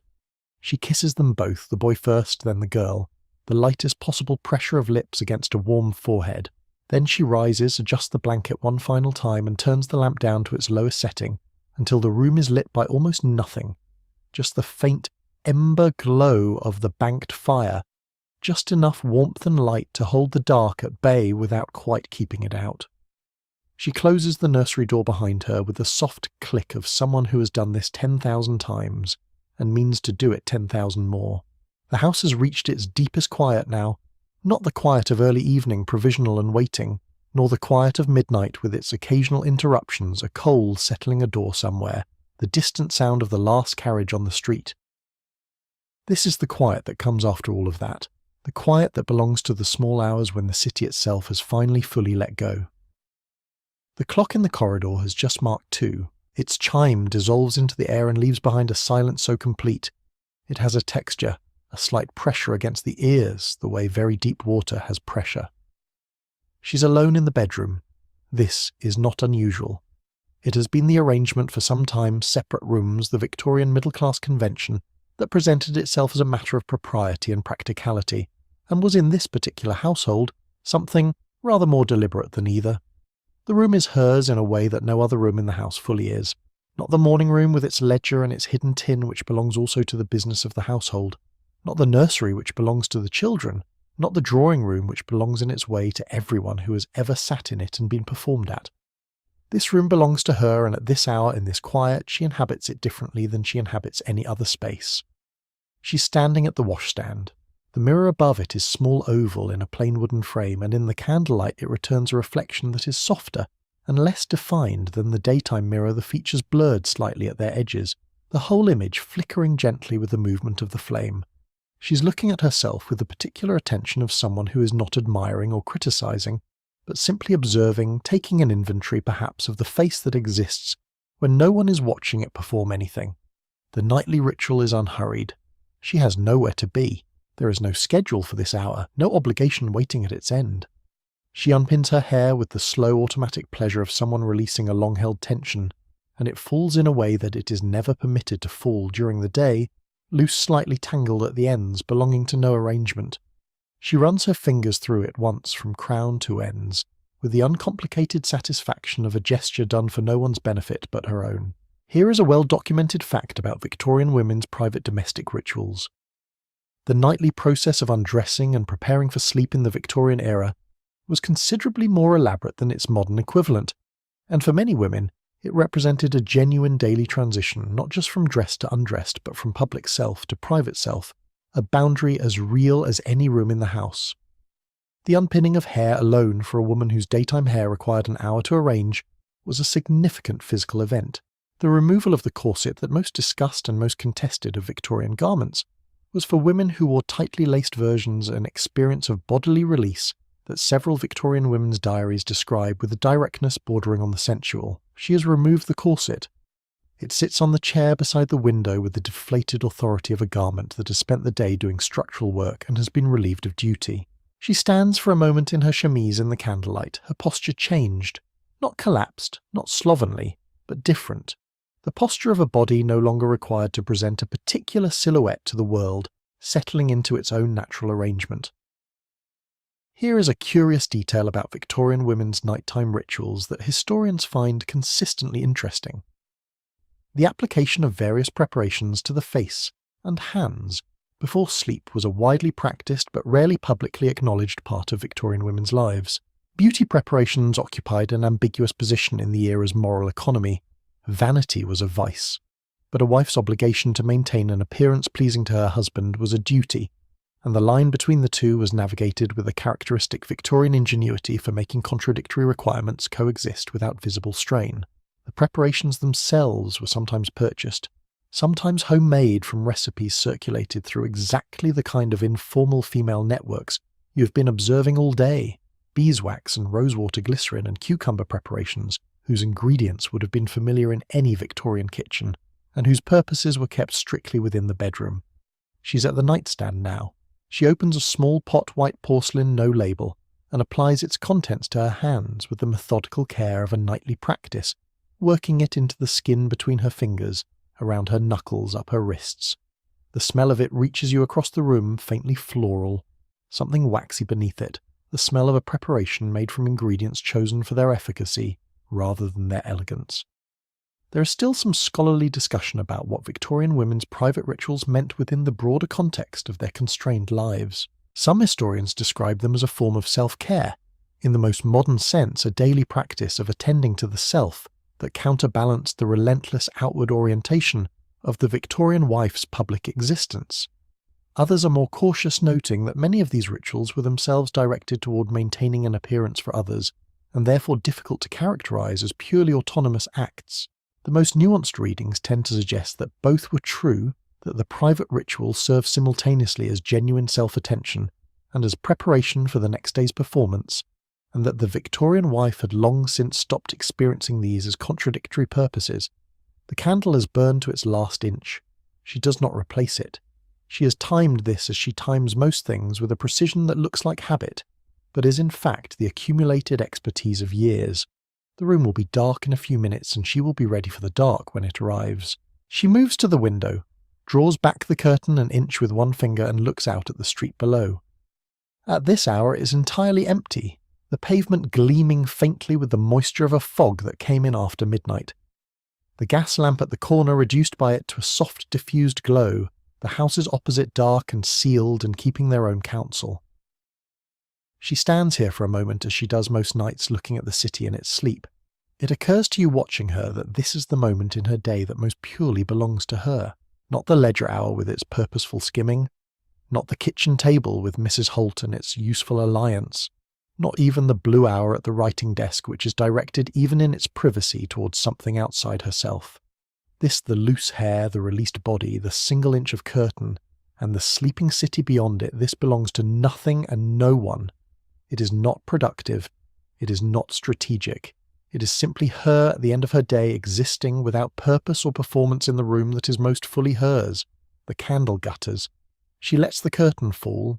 The darkness that follows is soft and immediate, and she moves through it by memory toward the bed 3 steps, the slight give of the floorboard near the nightstand, the familiar weight and texture of the blanket pulled back.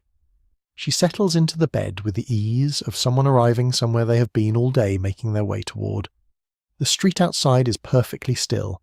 The fog presses gently against the window, and the room holds her in its darkness privately and completely, the way rooms hold the people who truly inhabit them, not just with their bodies, but with every part of themselves they are not permitted to bring anywhere else. The solicitor's office is on a narrow street in the city 3 turnings from the main thoroughfare, and easy to miss if you do not already know it is there. The building is older than the Victorian era that now occupies it, with a frontage of darkened brick, and 2 small windows on the ground floor whose glass has the slightly wavy quality of panes that were made before the technology of flatness was perfected. A brass plate beside the door carries a name in letters, worn to near illegibility by decades of weather and the occasional conscientious polishing. Inside, the smell is immediate and specific old paper beeswax coal smoke and the particular dusty warmth of a room whose shelves have been accumulating documents for longer than anyone currently alive can remember. You're sitting in a chair to one side of a large oak desk. The chair is harder than the green leather of the physician's consulting room, and the room is cooler, and the man behind the desk is younger than the physician, perhaps 40, with the careful, neutral expression of a professional whose daily work requires him to receive information without visibly reacting to it. She sits across from him with her hands folded in her lap. She's wearing her most composed expression, but there is something different about it today, a slight tension at the jaw, a quality of deliberateness to the stillness that suggests it is costing her, something that beneath the composure a considerable alertness is operating. She has been here before, 3 times in fact over the course of the past 4 years, each visit building carefully on the last. Here is a well-documented fact about Victorian women and property law. The legal position of married women in Victorian England was, for most of the century, one of near total subordination. Under the doctrine of coverture, a married woman had no separate legal identity from her husband. She could not own property, could not sign contracts, could not sue or be sued in her own name. Everything she brought to the marriage money land inheritance became legally her husband's upon the wedding day.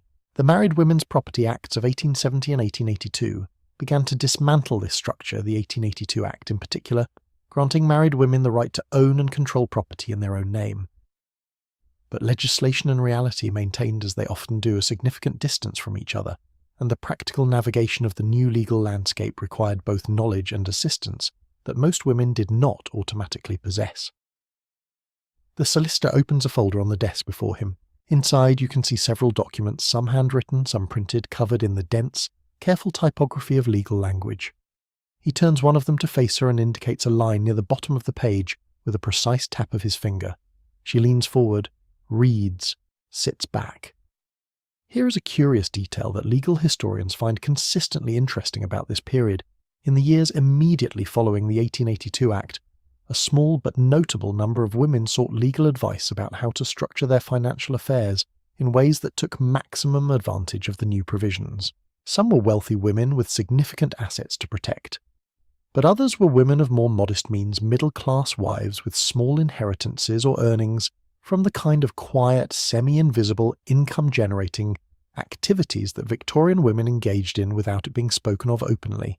Writing in some cases, the management of small investments, income from lodgers taken in under arrangements that did not appear in the household accounts. These women came to solicitors, carefully chosen solicitors recommended through the female networks, that by now you could navigate in your sleep, and asked quiet, precise questions about what the law now permitted and how exactly it could be made to work in their favour. She asks a quiet, precise question. Precise. The solicitor answers it with the careful neutrality of a man who has been asked versions of this question before, and has formed over time a private opinion about the intelligence of the women who ask it that he expresses through the quality of his attention rather than through anything he would say aloud. There is still considerable scholarly debate about how many Victorian women successfully navigated the post-1882 legal landscape to achieve meaningful financial independence. Some historians emphasize the limitations that the acts were imperfectly enforced, that social pressure often made formal legal rights practically unusable, that a wife who attempted to exercise her new property rights in ways her husband opposed was likely to find the marriage itself becoming the larger problem. Others point to evidence of genuine quiet achievement. Women who accumulated small but real financial autonomy over years through careful management and careful legal advice in ways that their husbands never fully understood, and the historical record is largely overlooked because it left so little trace. The solicitor makes a note. He turns to a second document and explains something at some length, his voice low, and even the voice of a man conveying complex information to someone he has learned over 4 years of occasional meetings to convey it to without simplification. She listens with the focused attention she brings to everything that matters, asking 2 clarifying questions at the points where clarification is genuinely needed, and he answers both with the directness of someone who appreciates a well-placed question. Outside the wavy window, the narrow street is going about its business footsteps on the pavement, the distant sound of a cart, the occasional voice. The sounds come in muffled and remote, as though the office exists at a slight remove from the ordinary world, which in a sense it does. This is a room where the ordinary world's arrangements can be examined and sometimes quietly rearranged by people who know enough to ask. She signs the document. Her signature is clear and steady, not the tentative signature of someone doing something unfamiliar, but the signature of someone who's been practicing in small ways, the act of signing their own name to things that matter. The pen makes a small, definitive sound against the paper. The solicitor blots it, adds his own signature as witness, places the document in the folder with the others, and closes it with the neat finality of a task completed. They stand. They shake hands, which is itself a quietly significant gesture. A solicitor, shaking hands with a female client in 1880, something the small physical enactment of a professional relationship conducted on equal terms. She thanks him. He thanks her. The exchange has the comfortable brevity of 2 people who have established over time a working respect that requires no elaboration. She steps out into the narrow street. The air is cold and smells of the city coal smoke, damp stone, something frying somewhere nearby. She stands for a moment on the step, much as she stood on the physician's step some weeks ago, tilting her face very slightly upward. But the expression is different today. The physician's step carried the quiet relief of a negotiation concluded. This step carries something more considered than relief, something that sits deeper and lasts longer.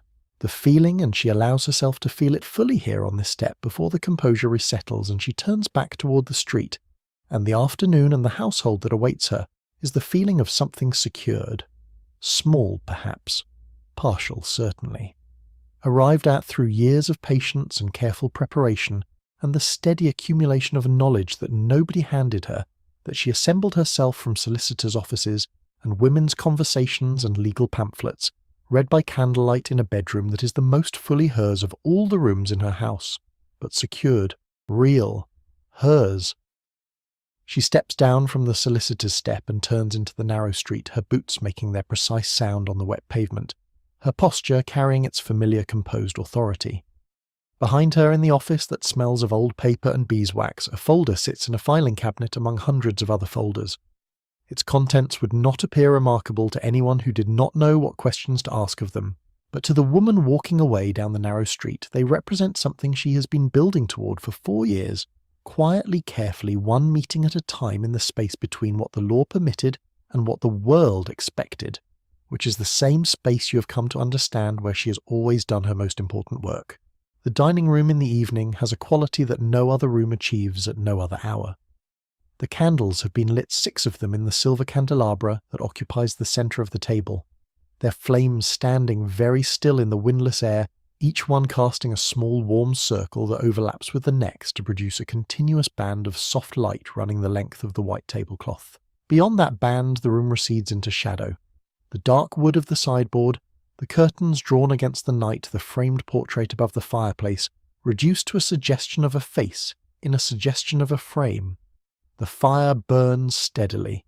The room smells of the meal, just finished roasted meat, something sweet from the dessert, the faint ghost of the wine, and beneath it all the beeswax polish that is the permanent bass note of this house. They are still at the table. The servants have cleared the main things and withdrawn. The husband has his port. She has the last of her wine barely touched, the glass turned slightly in her fingers, with a slow unconscious rotation that she's been doing for the past several minutes without appearing to notice.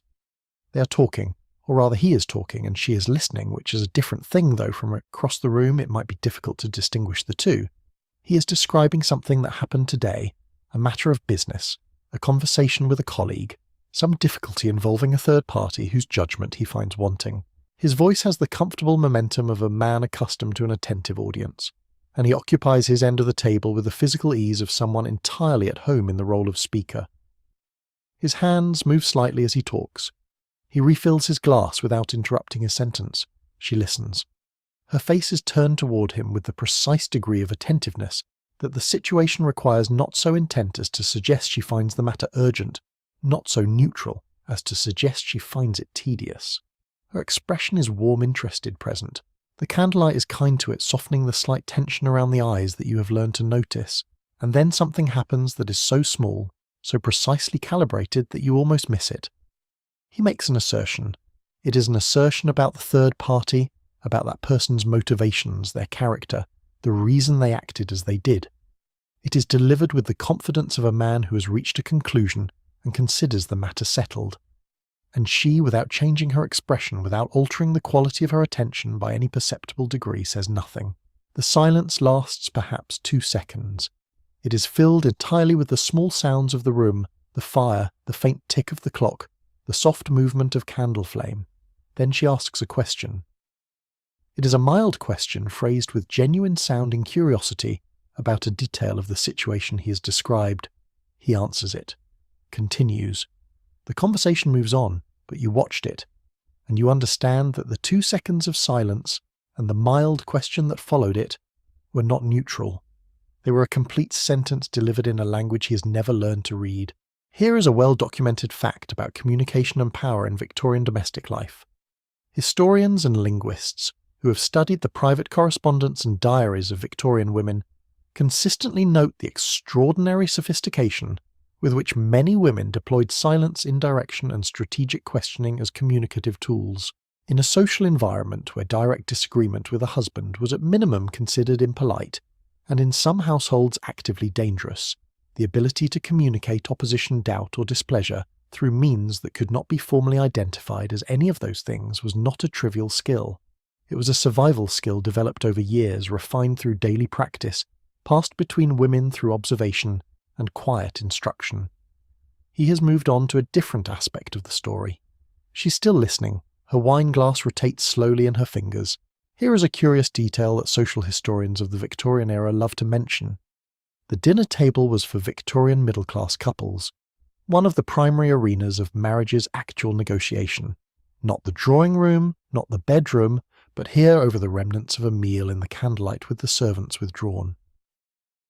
It was the hour when the day's business could be discussed, decisions raised, opinions tested, and it was the hour when a woman who had spent the day managing the household's actual operations had access to information her husband frequently did not possess, about the real state of things, about what was actually working and what was not, about the gap between the world as he described it and the world as it functioned. The dinner table was where that knowledge could be deployed carefully, and without attribution in ways that shaped decisions her husband would later describe as his own. She speaks again. Another question, this one slightly more specific, a detail about the colleague. He mentioned something she appears to recall from a previous conversation about this person. He pauses, considers. His expression shifts very slightly in the way expressions shift when a piece of information has landed and begun doing something to the thought it encountered. There is still scholarly discussion about whether this kind of strategic domestic communication represents a form of genuine power or a compensation for its absence, whether a woman who influences a decision through indirection has exercised agency or merely worked within a constraint so fundamental it cannot be called anything else. Some historians argue strongly for the former, pointing out that influence is influence regardless of its mechanism, and that dismissing indirect power as less real than direct power simply reproduces the hierarchy that made indirection necessary in the first place. Others maintain the distinction, arguing that the sophistication of the strategy cannot redeem the condition that required it. Both arguments sit at the table with you in the candlelight, neither fully resolving. He has reached his conclusion. He has decided something, you can hear it in the slight change of register, as he restates his position, which is now imperceptibly but genuinely different from what it was 10 minutes ago. He does not know this. He believes and will continue to believe that he has been thinking aloud and arrived at a conclusion through his own reasoning. He has, in a way. The reasoning was his. The information that quietly redirected it was hers. She sets down her wineglass. Her expression is warm and unhurried, the expression of a woman who has had a pleasant evening at her own table and is thinking about nothing in particular. The candles have burned down slightly. Their flames waver once as something shifts in the chimney, then steady. The wax has pooled in small warm lakes around each wick, and the smell of it mingles with the last of the evening's warmth, the meal, the fire, the particular human warmth of two people who have occupied the same space for long enough that their presence in a room has become a form of weather felt, without being seen. He pushes back his chair, stretches slightly, proposes in the comfortable tone of a man ending an evening on his own terms that they retire. She agrees with the warmth of someone who finds this an entirely reasonable suggestion. They leave the dining room together. Behind them the candles continue their slow burning in the empty room, each flame standing very still in the silence, casting its small circle of light onto the white tablecloth, illuminating nothing that wasn't already there. The silence left by their departure is of a different quality to the silence that preceded the meal, fuller somehow, inhabited. The silence of a room where something has happened that the room absorbed without comment as rooms absorb everything, the words, the pauses, the mild questions, the 2 seconds of silence that contained a complete and fluent sentence, in a language only one person at the table has ever spoken. The candles burn on, the fire settles, and the evening concludes as it always does, with everything that mattered having occurred in the spaces between the words in the territory that has no name, and leaves no record where she has always been most fluent and most free. The bedroom is dark when she kneels, not the active dark of early evening when darkness is a recent arrival, and the eyes still hold traces of the light that preceded it. This is the settled dark of late night, the dark that has been here long enough to have become simply the condition of things familiar, unremarkable, as ordinary as the floor beneath her knees, which is cool through her nightgown, the boards faintly rough against the thin fabric, the small physical fact of the cold arriving without drama and without apology. She kneels at the side of the bed, her hands are folded on the coverlet before her. Her head is bowed not deeply, not in the attitude of theatrical supplication, but in the natural inclination of someone turning inward, directing attention away from the room and toward whatever interior space prayer opens in a person who's been doing this every night since childhood, and has long since moved past the formality of it into something more direct. The house is completely still. Her husband is asleep. She can hear his breathing slow and even from the other side of the wall. Mrs. Holt is asleep, The children are asleep. The street outside has been silent for an hour. This moment belongs as it belongs every night entirely to her, and to the conversation she's about to have, the only conversation of her day, conducted without calculation, without performance, without the careful management of what is said and what is left unsaid. She begins. Here is a well-documented fact about religious practice in Victorian middle-class households. Private prayer was one of the most consistently documented aspects of Victorian domestic life, recorded in diaries and letters across the full range of social classes, with a frequency that leaves no doubt about its centrality. The practice was gendered in specific ways. Women were considered naturally more pious than men, more inclined toward the devotional, more suited to the interior life that religious practice required. This perception, like so many Victorian perceptions about female nature, was simultaneously a limitation and a shelter. It meant that a woman spending time alone in prayer was doing something entirely expected, entirely sanctioned, entirely invisible to scrutiny. The piety that was supposed to keep women docile gave them in practice a daily appointment with solitude that no one could reasonably interrupt or question. What happened inside that appointment was entirely their own. She is not reciting. She passed through the stage of recitation years ago in the way that people who pray consistently eventually pass through it, the formal language giving way over time to something less composed and more honest, the prayers of childhood replaced by the prayers of an adult who has stopped pretending to an audience and is simply talking in her own words about what is actually true. She's talking about the day, about the solicitor's office and the document she signed and what it means that she signed it, about the nursery and the children and the girl at the edge of the forest who asks inconvenient questions and does not stop asking them, about the dinner table and the 2 seconds of silence, and whether what she does there is something she should examine more carefully, whether there is a version of her life in which she does not need to be so relentlessly strategic, or whether the strategy is simply who she is now, so thoroughly practiced it has become indistinguishable from her character. Here is a curious detail about Victorian women's devotional writing, the diaries and prayer journals that some women kept as records of their private religious lives, that historians find consistently arresting. These documents are among all the surviving records of Victorian women's inner lives the most unguarded. The letter is shaped by its recipient. The diary is shaped by the possibility of discovery. But the prayer journal addressed to a reader, understood to be omniscient, to whom concealment is therefore pointless, sometimes achieves a directness that nothing else in the historical record quite matches. Women wrote in prayer journals about their marriages with a candour they would never have used in correspondence, about their ambitions, about their anger, about the specific texture of their frustration and their desire, and their grief in language that makes clear how much of their actual interior life was being systematically expressed nowhere else. She's talking about her marriage now. Not bitterly, or not primarily, with the complex honesty of someone who has had years to arrive at a truthful account of something that does not resolve into simple categories of good or bad, bearable or unbearable. There are things she values in it. There are things she has accepted not happily but with the clear-eyed resignation of someone who has looked at the available alternatives and made a rational assessment. There are things she has never said aloud to any living person, not to Mrs. Holt, not in the letters in the hat box, not in the oblique language of the flower market or the afternoon call. She says them now. There is still scholarly discussion about what role religious practice played in Victorian women's psychological lives, whether faith was primarily a genuine source of comfort and meaning, a social performance of expected piety, or a psychological pressure valve that allowed women to process and release what could not be expressed through any other available channel, thereby making the conditions of their lives more survivable without challenging those conditions. Most historians now reject these as mutually exclusive possibilities, arguing that for many women, religious practice served all three functions simultaneously, and that the women themselves would have found the distinctions artificial. The cold from the floorboards has worked its way through her nightgown now, a steady mild discomfort that she is aware of but not attending to. This is part of the ritual too, the slight physical difficulty of it, the kneeling on the hard floor rather than sitting in the chair, a deliberate choice that imposes a small bodily cost on the conversation, and thereby gives it a weight, a seriousness that mere sitting would not quite achieve. She is nearly finished.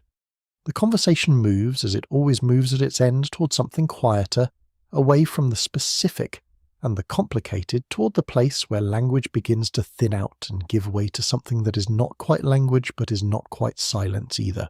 The place where the day's accumulated weight can be set down without resolution, held by something larger than her capacity to manage it, released into a dark that is not indifferent, but patient, not empty, but full of a presence she has been trusting since she was small enough to be lifted. The breathing from the other side of the wall continues its slow unconscious rhythm. The house is still.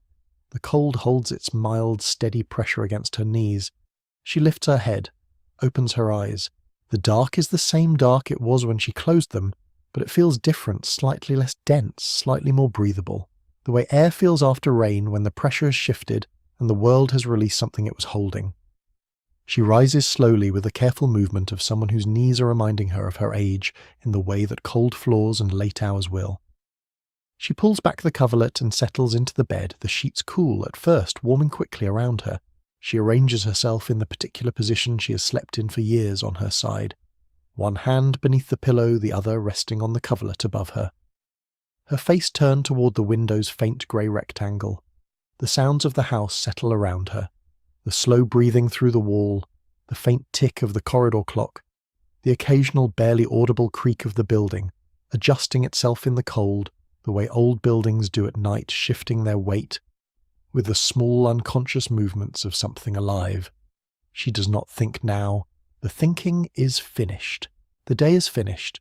She has given it what it required and kept for herself what she needed to keep.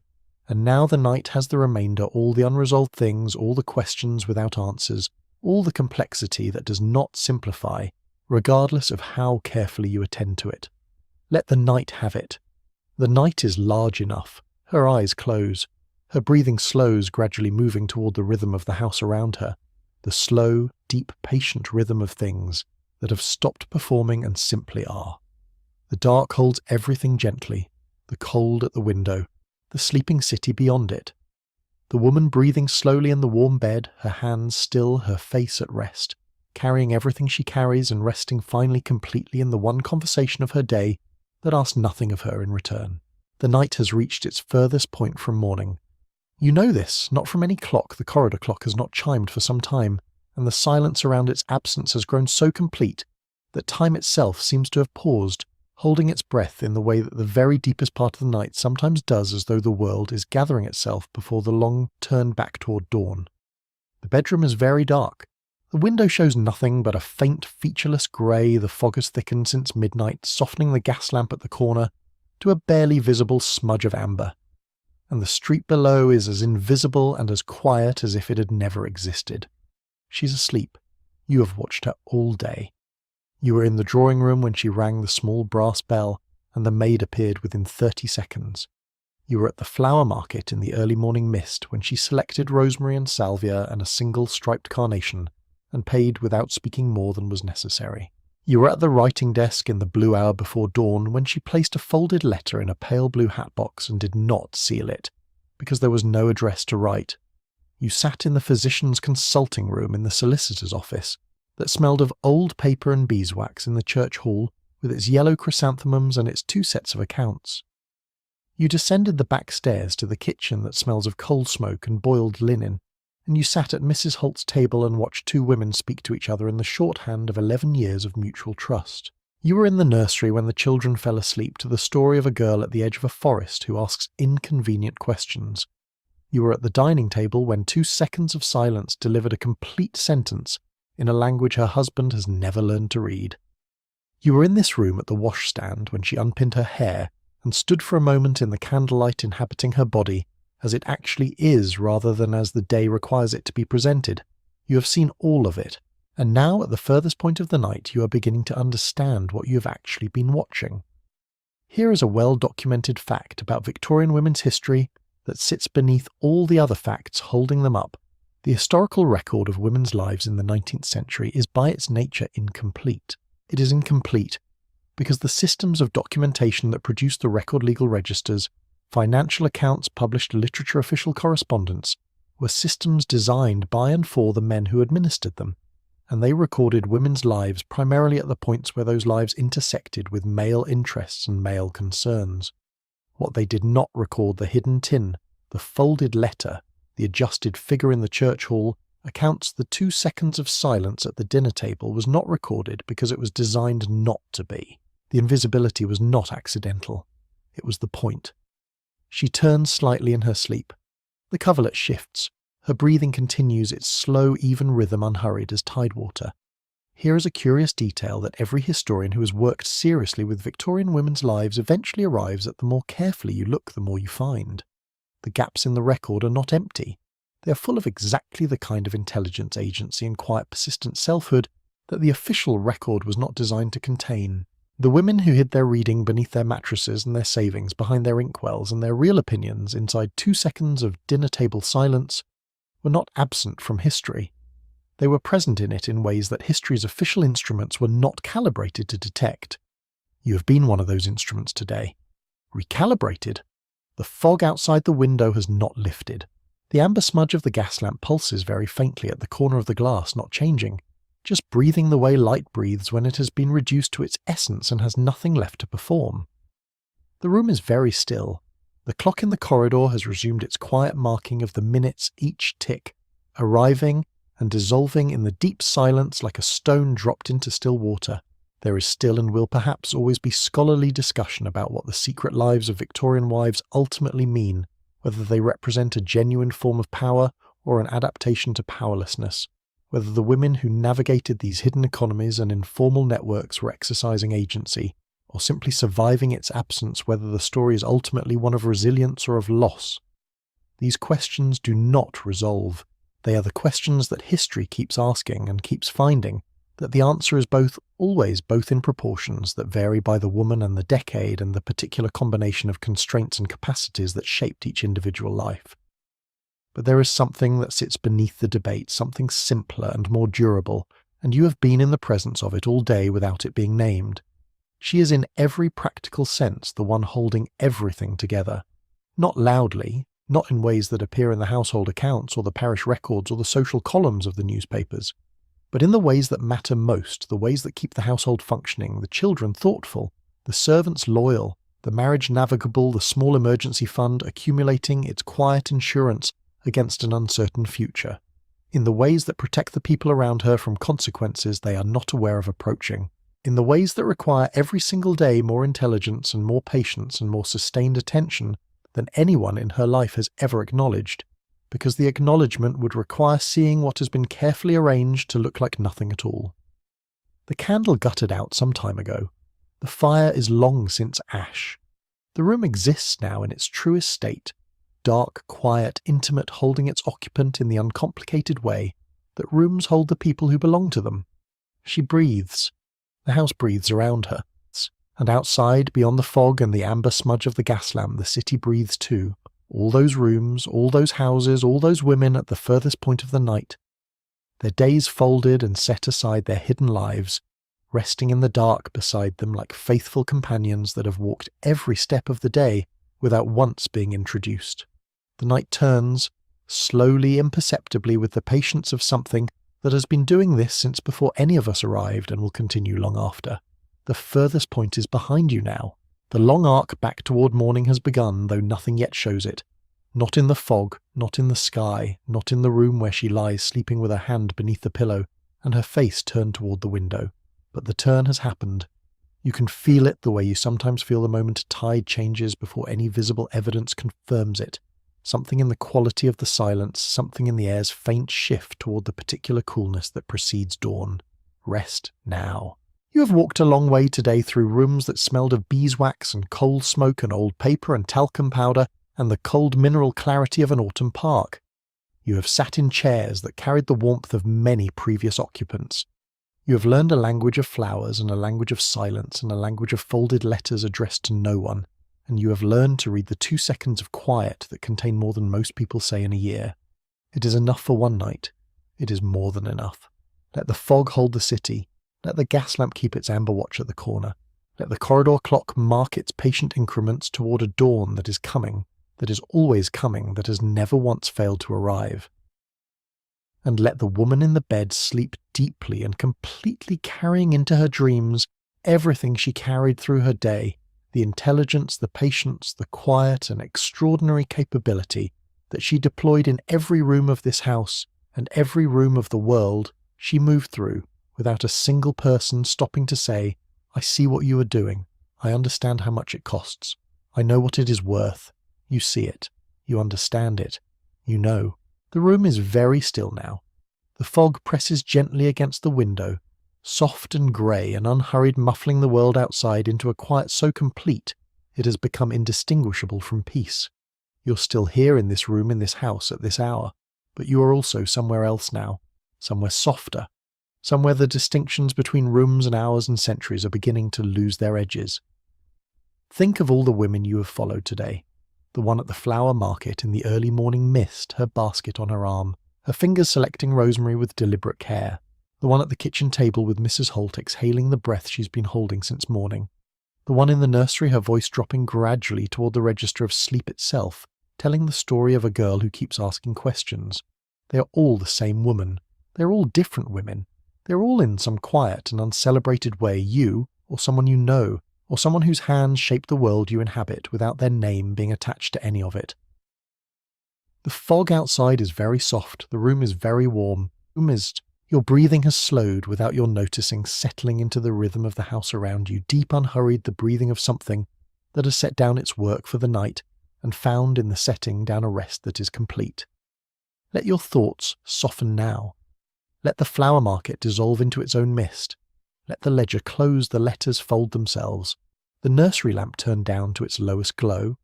Let the dining room candles burn themselves out one by one, each small extinction a quieting, a gentle reduction of the world to its essentials. What remains when all of it is set down is this warmth and darkness, and the slow, reliable rhythm of breathing. The same things that have always remained. The same things that will always remain. You are safe here.